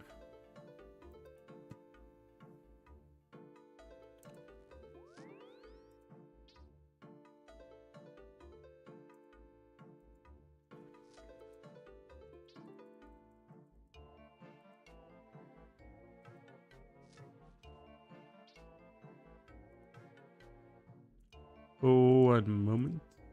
All right. So, reflavoring stuff into your theme is a very good idea. The only thing about it is that it's a time commitment. So, at some point, you gotta kind of decide, are you spending too much time on just reflavoring items instead of writing out the content of your game? If that answer is yes, then you need to take a pause, write more, make sure that your game is... that your content's written out, it's thought of, you have an idea of what you're trying to do, and then go back to that.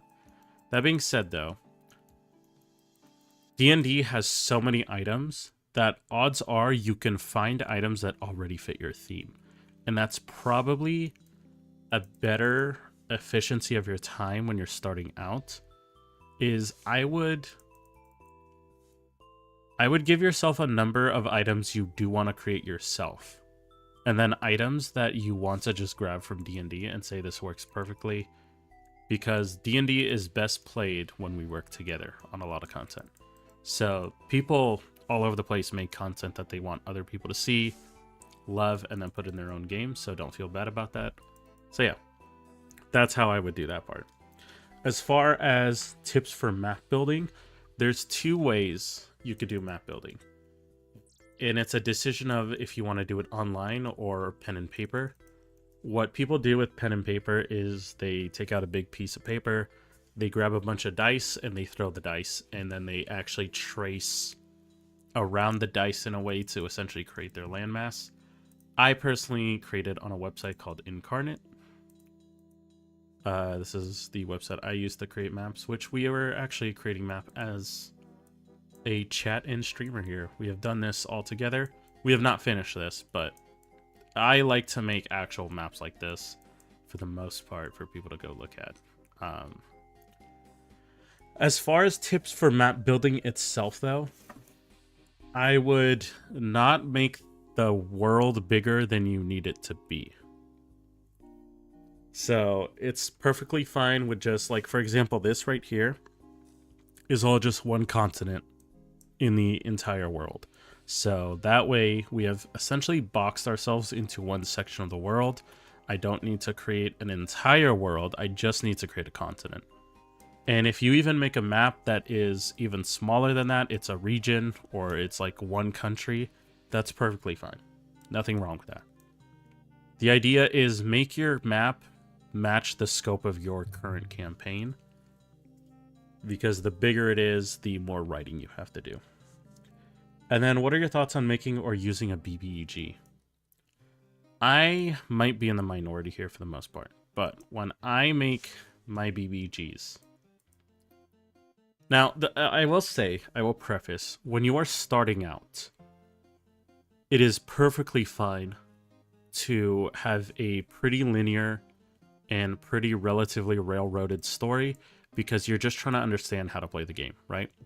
But this is something you should let your players know, right? These are your players, and this is you, the DM, who's in charge of the game. Let them know, hey, understand it's my first game, everyone. I'm just trying to understand how D&D works, but I still want to provide you guys a cool experience.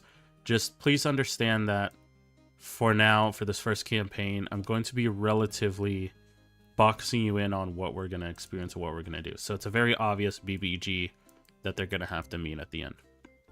Now, what I like to do, and this does require more writing and more experience, is I have my party here. One of them's missing a leg, but you know, they got damaged. And I will create about 4 to 5 BBEGs that I intend for. And in some campaigns I create 3, in some campaigns I create 5. But I list a lot of the world problems coming from these BBEGs, and some of them might be connected, right? Some of them might not be at all. And that way, when the players see all the different problems and they choose which one they want to pursue, the BBG feels very naturally an antagonist, instead of one that's being forcibly thrown onto them. And what you can do is, if there's a BBG you really like, right, let's say it's this one, and you know they're choosing this one, just find a way at some point in the story to creatively throw them in there somehow. Whether they kill them and take them out, and now they kind of want revenge because that was their kill, and so they're coming after this one, or if they're working together, regardless. There are creative ways to forcibly put what you want in the game while also giving the players the freedom to choose what they want to do. So, one BBG is very risky in the fact that if they love them, they're going to love the campaign. But if they hate the BBG, they're going to hate your campaign. A multitude of BBGs is really nice in the fact that if they hate this one, they can just go to the next one and the next one. Now, the only time this is an issue, I will preface, if you're going to do this, is if your party doesn't really know what to do and they don't know what's going on and they're new to the game, then they're going to feel very overwhelmed. So just like a new DM should have a relatively linear campaign at the start just to kind of get the handle of how the game goes, so should new players as well. For the most part, new players are trying to figure out how the game works, which is already so overwhelming. You don't want to put that narrative complexity to them. Just, you can kind of nudge them in a little box and be like, hey, this is your first time. We're just going to have fun here. We're going to take it slow. And then our next campaign is going to be a big one. So I hope that helps relatively. All right, the aberration. Give me 1 second.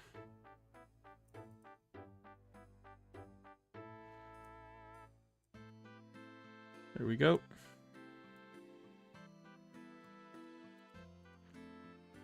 I just spent the last hour creating a character model that will not get used since my campaign is online. There is something on Steam that I recently saw.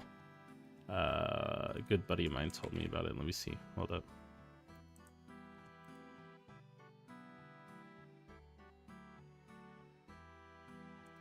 Nope, we disconnected. We will log in shortly after. We could chill on the RuneScape and go to it later. So I believe what I was told is that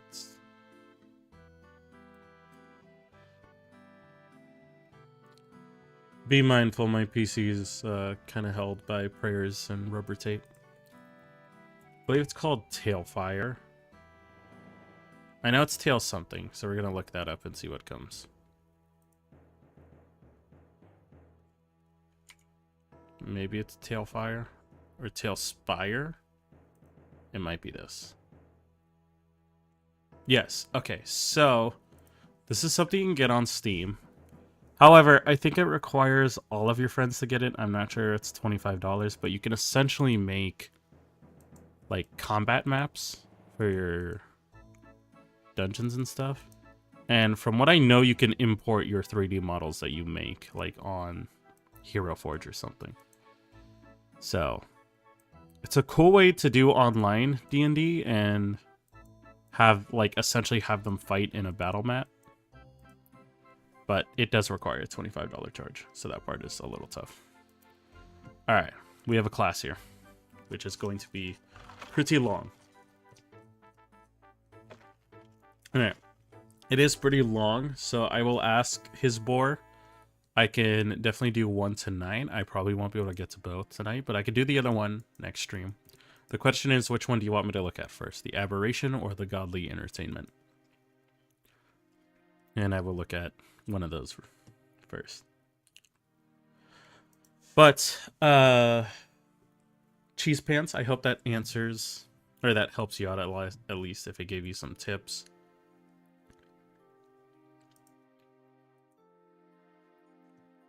Let me log back into RuneScape and come over here.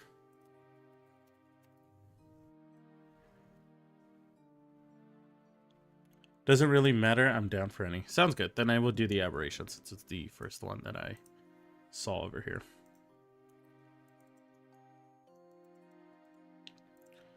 Let me take that off screen so no one gets my pin.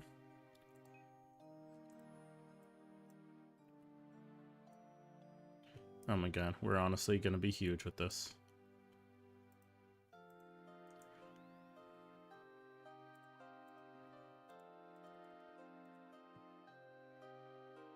This is the nice thing about RuneScape, is the resize that you can do.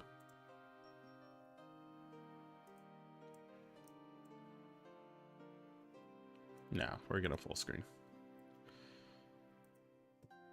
But I will bring it over here. This will be better.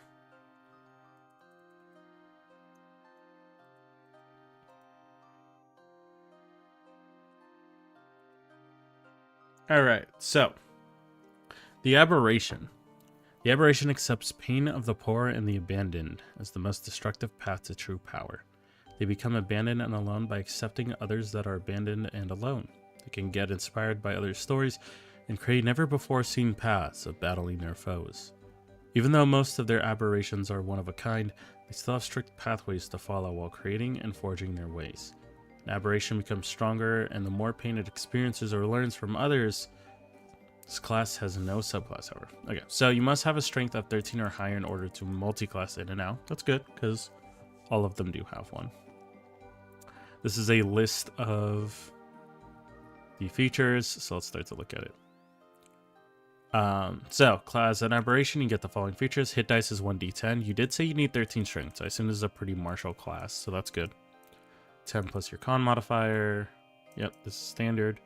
Light armor and medium armor. Simple weapons, no tools, strength, and con. I would probably put martial weapons as well here. I don't know if I'm able to type, I'm not. I would put martial weapons since it seems like it's going to be more of a martial class in general. So I would do that for the weapons at least. Start with the following equipment. So a longbow, quiver, or any simple weapon, 20 darts or any simple weapon, explorer's pack or 4 javelins. Yeah, I would do. I mean, it's up to you if you're okay with a martial weapon, but I feel like it would be pretty fitting. Because you can give them a martial weapon, but not give them heavy armor if you're afraid of them being more like a warrior. But a martial weapon opens up access to like some pretty standard things like long swords and glaives and stuff like that. Pain. In battle, you fight with the memories of primal fears and your worst memories at hand. On your turn, you can use a pain point as a bonus action. You can use these pain points to fill out different kinds of gauges you have. You only have one gauge filled at once. When you use your pain points on a different gauge, your already existing gauges will become empty. The gauges will be reset on the long rest. If you have at least one of the gauges, it means you are in a pain state. In a pain state, your damage rolls become +1 per pain point being used on your pain gauges. Get back all of your pain points after a long rest. Your echo loses all gauges after a long reset or after being resummoned. These gauges and their effects are as follows. Okay. Pretty similar to what Keith was also doing with the what was it called? It was that one feature.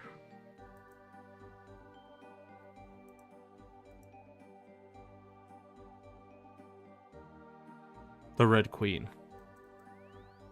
I believe. Or the Royal Guard, one of the two. Alright, so Pain of Hunger. You have advantage against enemies that have never felt real horrors and despair of hunger. So I would classify this as a enemy type to be a little more clear on it. You will gain 1 extra action point when you successfully inflict damage on a target that you have felt the despair of hunger before. Oh, that has never felt the despair of hunger before. You cannot gain extra actions via the extra actions you gain this way.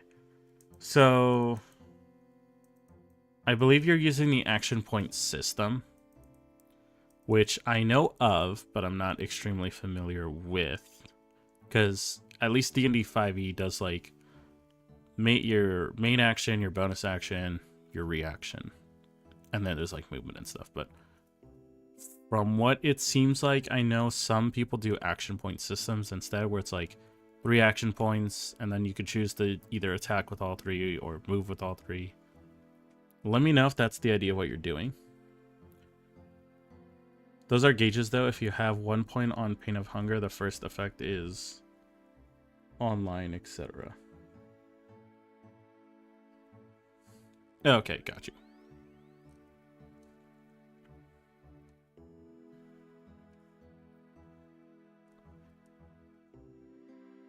You cannot gain extra attacks via the extra actions you've gained this way. Okay. You gain 1d8 plus, or 1d8, is this times? Yeah. Your aberration level divided by 2. Oh, half your aberration level. Minus your non-aberration classes level in total necrotic damage on your attacks against enemies that have never felt the despair of hunger before. So this is the only thing that could be a problem, is the classification of despair of hunger. Does it mean like people who have not essentially like ever starved in the world? Let me know if that's what it is. Despair of hunger means almost dying of hunger. Got you. I would say though, it might restrict this class's like enemies, right? Like who they can use their features on. Instead of covering a wide variety of being able to just like attack things in general. Typically, because the only thing is that if this was a subclass, it's perfectly fine.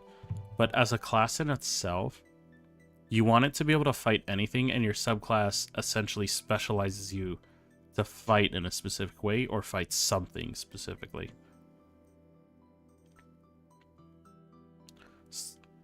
Night, y'all. I'll try to come up with some more hypotheticals.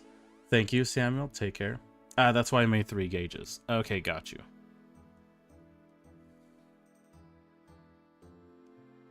Okay, got it, got it. So you're saying, yeah, the pain of hunger, pain of thirst, and pain of loneliness. I see this now.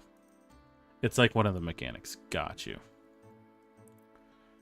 So you gain 1 extra point. Okay, so I read that. I read that. So pain of thirst. Enemies who do not know the Despair of Thirst will gain disadvantage on their attack rolls against you. When you deal magic damage to an enemy that doesn't know the Despair of Thirst, cast the Confusion spell on them. When you deal damage to an enemy that doesn't know the Despair of Thirst, cast the Blindness spell on them. Okay, so these are your points right here. 1 point, 2 point, 3 points. I assume is what it is. Pain of Loneliness. You have resistance to bludgeoning, piercing, and slashing damage dealt by enemies that don't know the pain of loneliness. Yeah, okay, good. You have resistance to control effects cast by enemies that don't know the Despair of Loneliness. You have immunity to all control effects and bludgeoning, piercing, and slashing damage dealt by the enemies who don't. So, let's see. We'll finish out this feature and then we'll see. You're able to cast spells. You can't cast them or concentrate on them except for shape-shifting ones while on pain state. That makes sense. Absolutely. Your pain state lasts until you long rest. If you are knocked unconscious, you will gain 1 random gauge and lose your current gauges unless the gauge you gain is the same gauge you have. You cannot end your pain state unless you long rest, and while you're in your pain state, if you are in one of your non-humanoid forms, you cannot go back to your humanoid form. Spirit of Loneliness is getting cast out by regular folks and not having anyone to lean on. Yeah, no worries. I assumed it was a mistypo.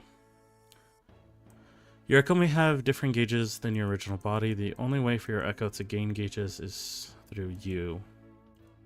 When you gain 1 kind of gauge, then go for another and reset your old gauges, your echo will gain the lost gauges for themselves. That's kind of cool. For your echo can hold 2 points. Oh, beware. Your echo can only hold 2 points in 1 gauge and only have 1 kind of gauge at once. So if you change gauge types twice or transfer more than 2 gauge points, your echo will disappear, and during your pain state, you will not be able to create another one. Okay. So, usually, D&D does things in 2 ways. Whenever you want to try to get a feature, like, for the most part, a feature or a debuff or something going, it's either you roll to attack, right? We'll just say it's RTA, roll to attack, or the enemy does a saving throw to resist.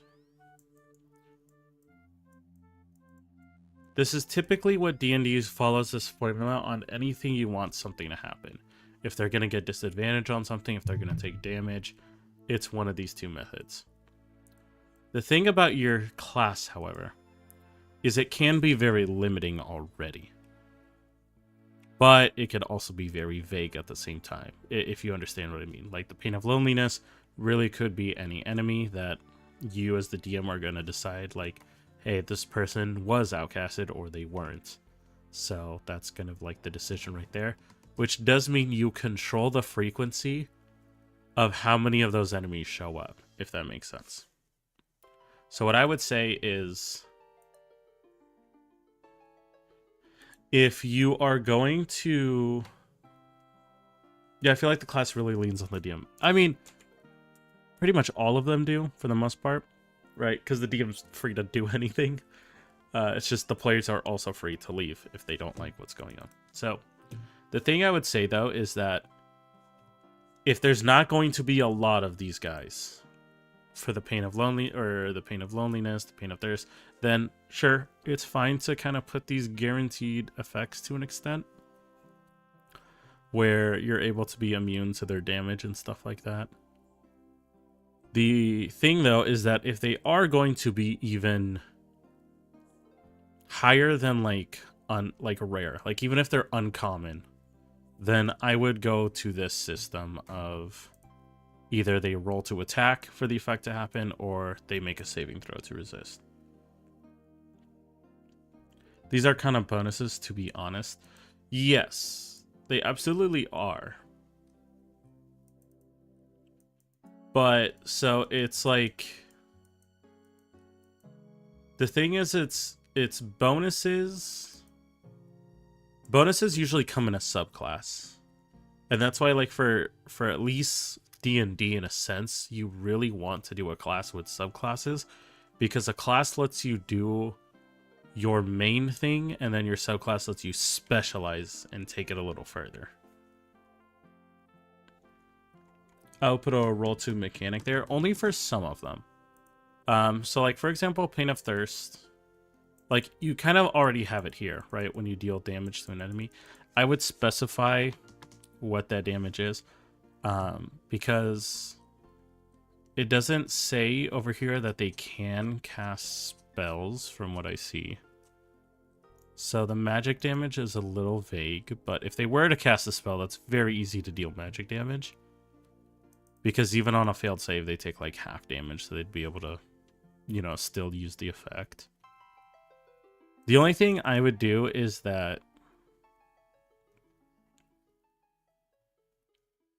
I would probably remove the immunity. That's the only thing that would be unfair since there's no saving throw and it's guaranteed. Having resistance automatically is fine. Barbarians do that. That's perfectly fine. So I think if you just take away the immunity, everything else works perfectly. They are mostly shapeshift and summon stuff. Got you. Yeah, I could see that right here on the monster shape and possession. And the manifest echo. Alright, so let's continue reading.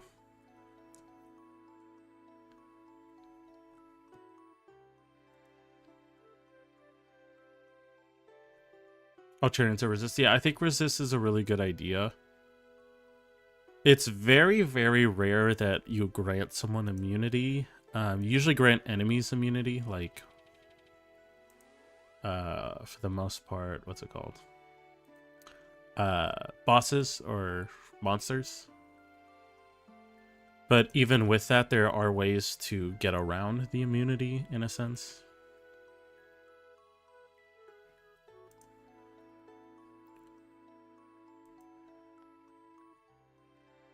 So, going back to it though. So the beasts you have eaten will be trapped in your shadow as shadowy figures. The beasts will be extremely weakened, and how many of them you can summon will vary according to your level. Starting at 2nd level, you can use your action to magically assume the shape of a beast that resides in your shadow. You can use this feature twice. Okay, so pretty much eat a beast goes in your, like, essentially your shadowy figures. You can use that then to transform into them. Is there a limit on how many shadow figures you have? I guess we'll see that maybe in a second. Your aberration level determines the beast you could turn into. As shown on the beast shape table. Good. The beast is smaller in size comparing to you. You can transform into multiple of that beast and form a pack that contain. This is really cool. This is solid. I really like this idea.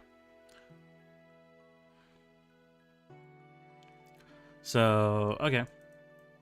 I assume you base this off the druid wild shape, which is a very good idea to do. You can stay in beast shape for a number of hours equal to half your aberration level. Rounded down, you can revert to normal form.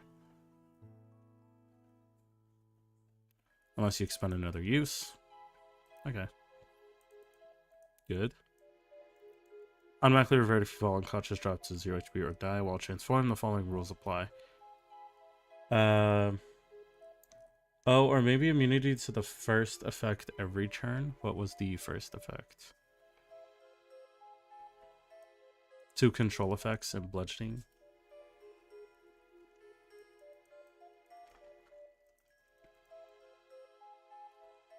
Wifty, welcome. We are doing great. We are checking up his Boar's D&D class, the Aberration.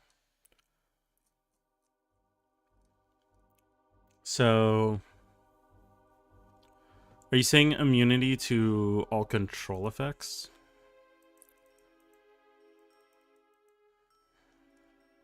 So if I was to give an immunity, I know you have the 3 points to do it. I would make it that you break out of it. Like you break out of any immunity or any controlling effects. And then specify how many turns they have. Well, I guess that is also the hard part, is to give them immunity to damage for a while. And not immune to the second one. Yeah, so I think that's fine. If they spend 3 gauge points to have immunity on control effects, but specify how long they have it for. I would not have it be longer than... At this level, probably 30 seconds, if that. That would be the absolute highest. And then as they level up, it could be more, but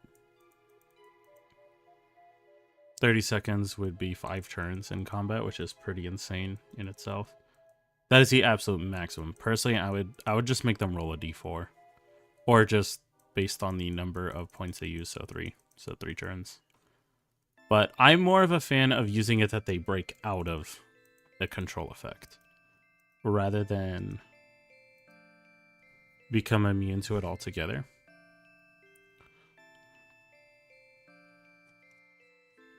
Let's check out the rest.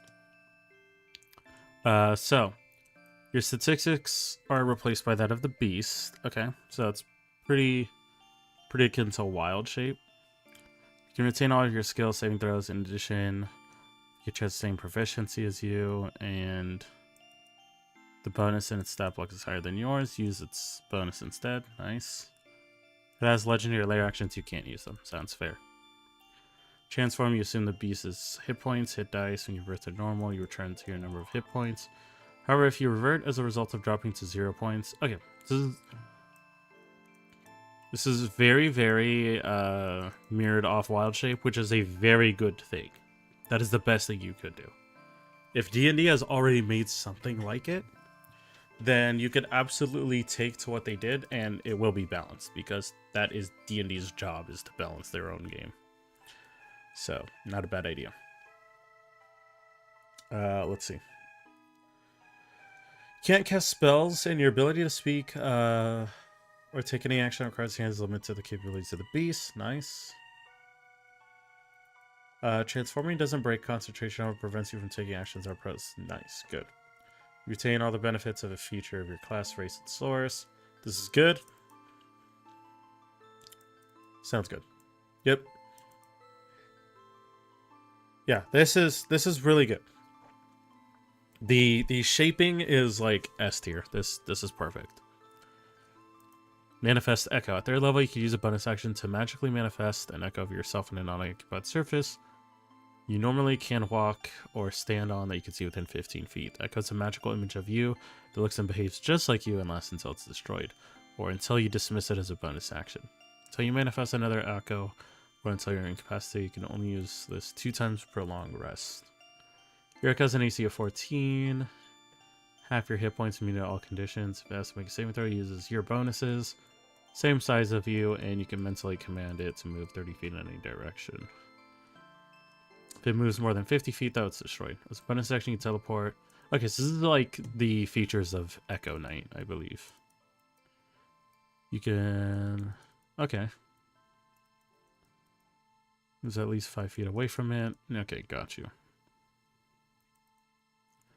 Yeah, this is fine. The only thing I will say immediately about all of this, from what I see, is that a lot of these things are coming at 3rd level, and I would probably switch some things up. So, like, I would grab the shapeshifting ability, to be quite honest, and I would put it as either a 5th or 7th level feature that you get. So you don't shapeshift at the beginning, but you do it at 5th level or 7th.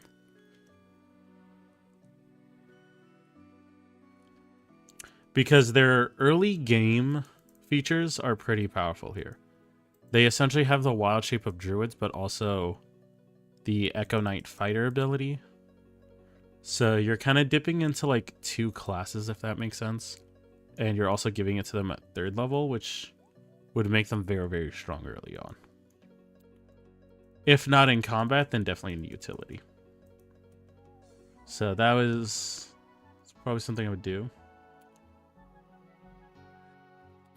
Also, this is not anything wrong. I would just probably put the echo.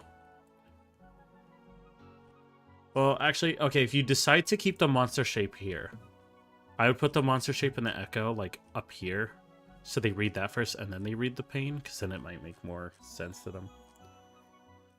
But let's see this. Unleash Incarnation. So at 3rd level, you heighten your Echo's Fury. Whenever you take the attack action, you can make 1 additional melee attack from the Echo's position. You can use this feature a number of times to go to your con modifier. You regain all expended uses when you finish a long rest.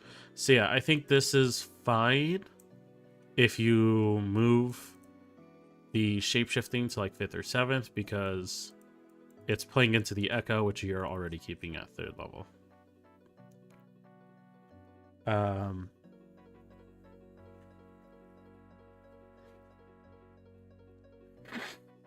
Yeah, that's fine.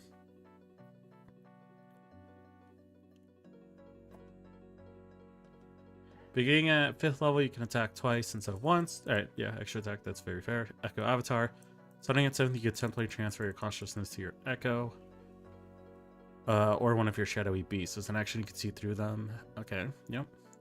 Sustain this effect for up to 4 hours times your 4 times your aberration level minutes.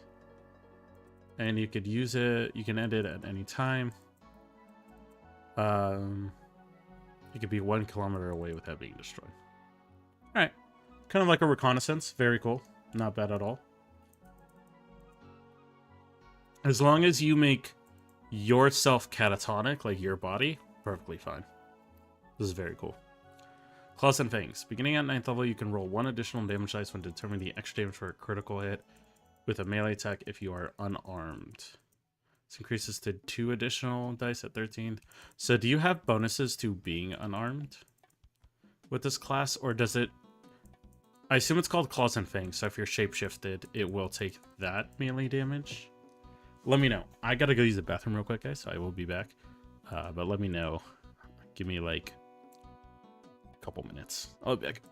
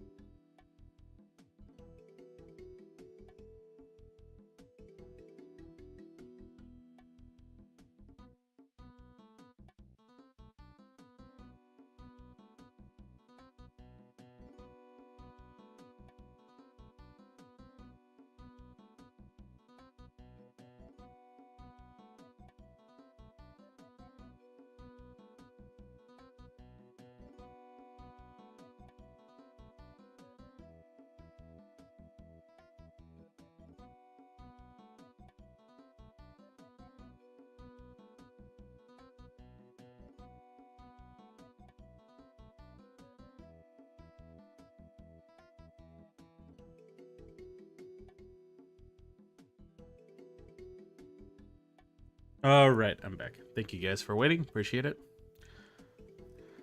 Simple weapons include unarmored, so has proficiency in the shadow figure forms. Also unarmored or unarmed. There's more bonuses for unarmed strikes in the class. To be honest, I created this class mostly for damn fears. So the main issue with this is that the brutal critical ability is unique to barbarians, right? Barbarians. The wild shape is unique to druids.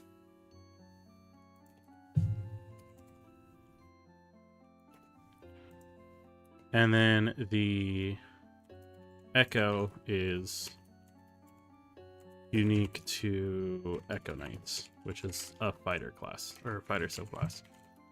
So what I'm saying here is that you are taking essentially 3 features from these subclasses that people normally have to choose for and giving it all in one, if that makes sense. What I would do is I would grab your aberration class, right? Which is over here. I would give it its core features, which is like essentially its pain stacks is going to be its like main feature. And then I would turn these 3 into subclasses instead. So you have your martial one, right? Your big heavy brute, which could be the brutal corporal. You could have like your shadow spawn or something, and that's the whole idea of shapeshifting into the animals and forming packs and stuff. And then you have like your amalgamation or something, and that's into creating the echoes. Was searching for a way to basically create a class for Strahd, vampire style bats, insects, summoning, shapeshifting style. Yeah, so it's kind of a thing where like if you wanted to do it, then you have to do it in a way that it's weaker than all the other subclasses, right? Like they can wild shape, but they can wild shape at a reduced effectiveness than druids. They get brutal critical, but it's less than what barbarians get. They get their Echo Knight, but it's like less effective than what an Echo Knight's Echo does. That way, they're kind of a jack of all trades, master of none, rather than being a jack of all trades and master of all.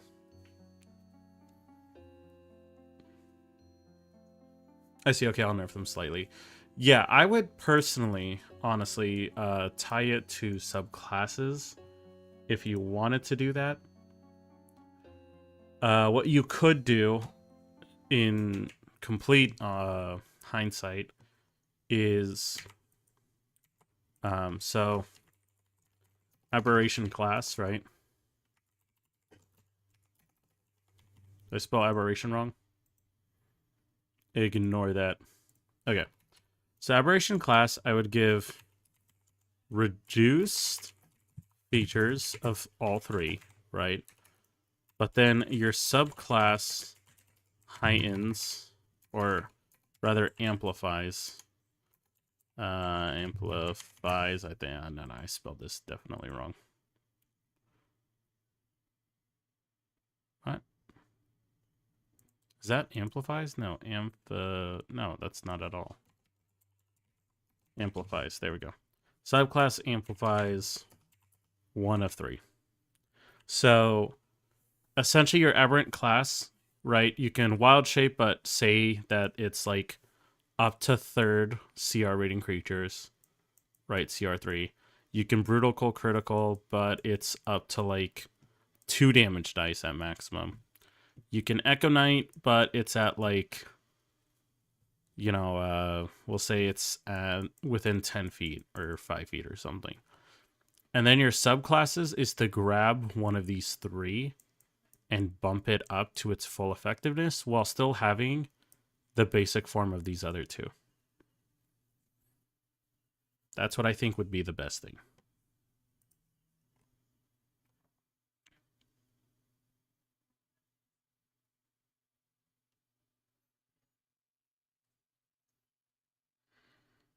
Okay, I understand. I hope it's not... It's... I'm very happy you showcased it. I don't want you to ever think that I'm going to dog on anyone's subclass or anything. The only thing that I know that is very dangerous with Homebrew is that if you had somebody in your game who was a barbarian and they were very excited for this mechanic they have of brutal critical, and they see that someone else in their team has that feature as well as having all the other things, then, you know, I personally, for me, if I was the barbarian, I'd be like, hey, that's a little messed up. My dude, I said don't sugarcoat it. This is the first time I did anything related to DM. Yeah, no worries. When I first started D&D, I was terrible. You are already miles ahead of where I was when I started. I was giving the most ridiculous stuff. What I really like that you did here, though, is that you based off a lot of your abilities and features and stuff on things that are in D&D. And that is already such a good way to start your homebrewing journey, is to take a reference of what's already happening and mirror it off of that. Rather than to be like, hey, this is kind of a cool idea, let's just do this. And no one has ever put it in the game before. And so that's where you run the risk of it being most likely to be unbalanced. But yeah. All right, let's get the rest of this, though. So, Feral Instinct. By 9th level, your instincts are so honed that you have advantage on initiative rolls. Additionally, if you are surprised at the beginning of combat and aren't incapacitated, you can act normally on your first turn, but only if you have entered your pain state. Yeah, so I think if you were to make the subclasses, you can kind of make like a primal subclass, kind of like a feral vampire. And that's where you can essentially start putting these things together, right? Kind of like the barbarian features, which can be kind of cool, like a brute like vampire. I'm really experienced GM, but when it comes to D&D, I'm a baby.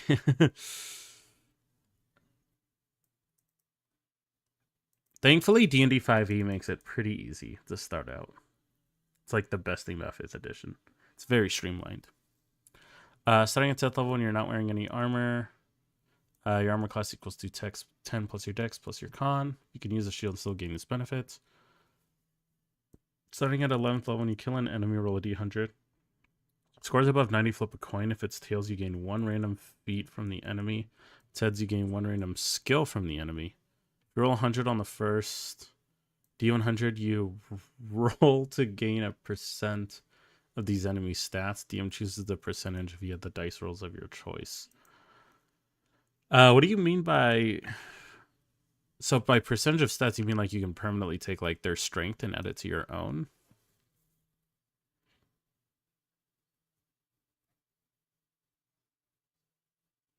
Yeah, perma. So that could be pretty powerful. If it's D100 rolling 100 should be huge. Yeah, no, I absolutely agree. I'm okay with if you roll 100, you get like a permanent buff, because that's literally a 1 in 100 chance. Like, if they get it, reward them for it. I would make this first portion a temporary buff. And if you roll 100, it's a permanent buff.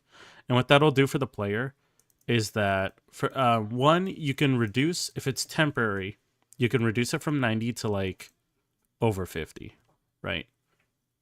That way, effectively, they have to roll over 50, then they have to flip a coin. So they essentially have two 50-50 shots they're doing. But what it does for the player is that if they get 100, it makes it that much more special, because they're so used to temporary buffs, and now they just got a permanent one. But I love this idea of rolling a d100 when you kill someone. That could be so much fun. Good idea right there. Infectious Pain. When you hit a creature with your natural weapons while you're in your pain state, despair within, you can curse your target with rabid fury. Target must succeed on a wisdom saving throw or suffer one of the following effects. Must use its reactions making me... Okay, this is solid. I believe this is the Path of the Beast Barbarian. And this is really cool. A really cool feature. Shadow Step, 15th level, you gain the ability to step from one shadow to another. When you're in dim light or darkness, as a bonus action, you can teleport up to 60 feet to an unoccupied space. You can see that is also in dim light or darkness. Okay, yeah, it's a Shadow Step.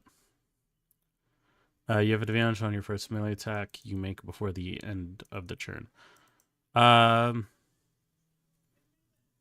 For this last part, I would make it so long as you're not detected. You have advantage on the first. Well, actually, you have advantage anyways if you're not detected for the most part. So yeah, this is fine. It's not too big of a deal. Timeless Body at 18th level, your primal magic causes you to age more slowly. Yep, if you're a vampire, this is perfectly in tune with it.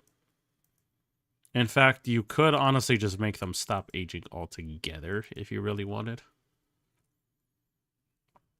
Sunscreen, beginning at 18th level, you can use your pain points. Fill your gauge effects at any shape you assume using monster shape. Transfer your pain points and gauge points to your summons or use multiple pain points on one go with one bonus action. Your Echo and Beast now have 3 pointed gauges instead of 2. Give me 1 second.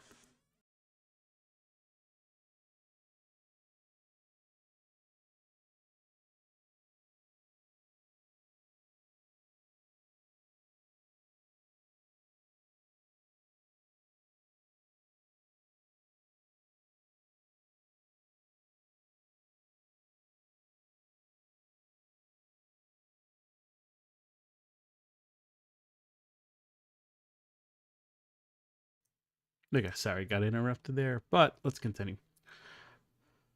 Where were we? Silent Scream. So,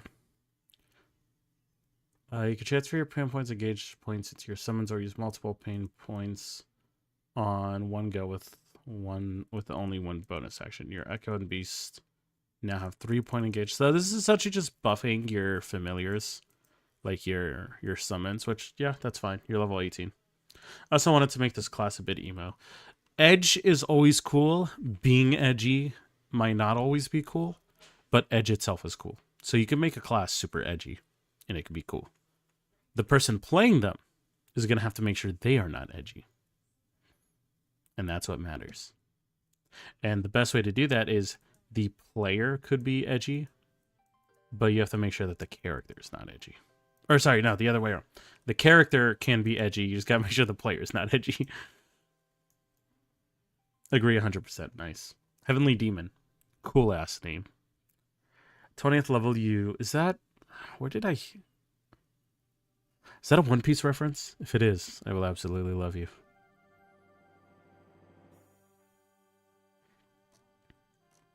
I put so many references for my subclasses. Just like any names or abilities that I love in games, or like shows or movies. I would put them in there and see who would see them and realize them, and then that way I would give them like good boy points. 20th level you can use monster shape unlimited number of times. That's pretty cool. Heavenly Demon is actually a trope on Chinese culture. Oh, really? I just remember it as there's a character called Doflamingo. But I guess the term Heavenly Demon would be familiar.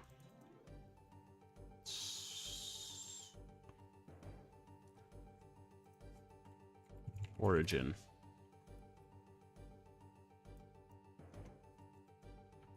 Oh, you know, Reddit is always... Yeah, you are right. That is very cool. I like that name. Alright, so unlimited monster shapes, that's awesome. Additionally, you can ignore the gauge numbers, use your pain gauge effects as silent chants in your mind. Okay, yeah. Gain this benefit both. Yeah, this is perfectly fine. It's level 20. Level 20, the game belongs to the players. They should be able to do incredible stuff. Yeah, so overall, this is super cool. I would change the name from Aberration to something more vampire, because that's definitely where it's going for. Mainly because Aberration is more of like, in the context of D&D, the first thing people are going to think of are mind flayers. And I'm pretty sure if I type Aberrations in D&D, that's like the first thing we will see.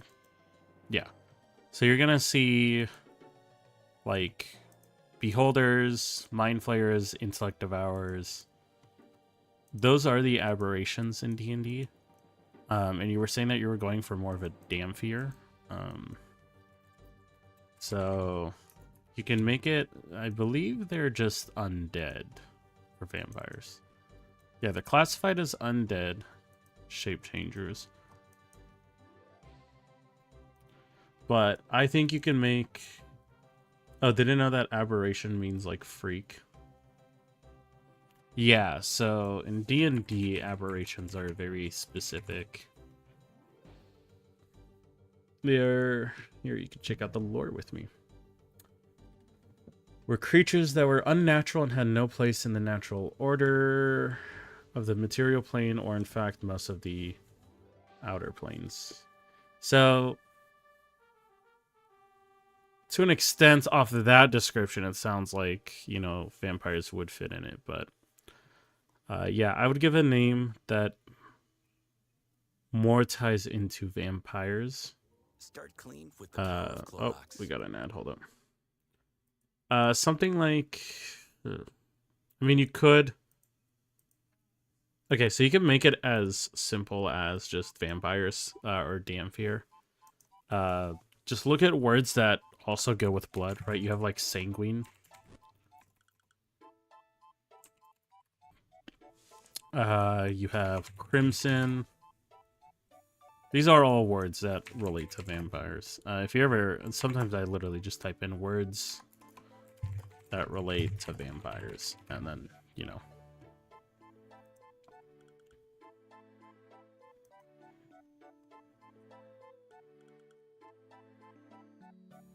You go down. Revenant could be a really cool name.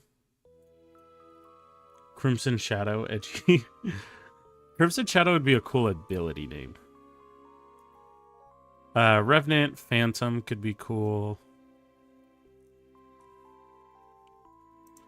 Other words for vampire.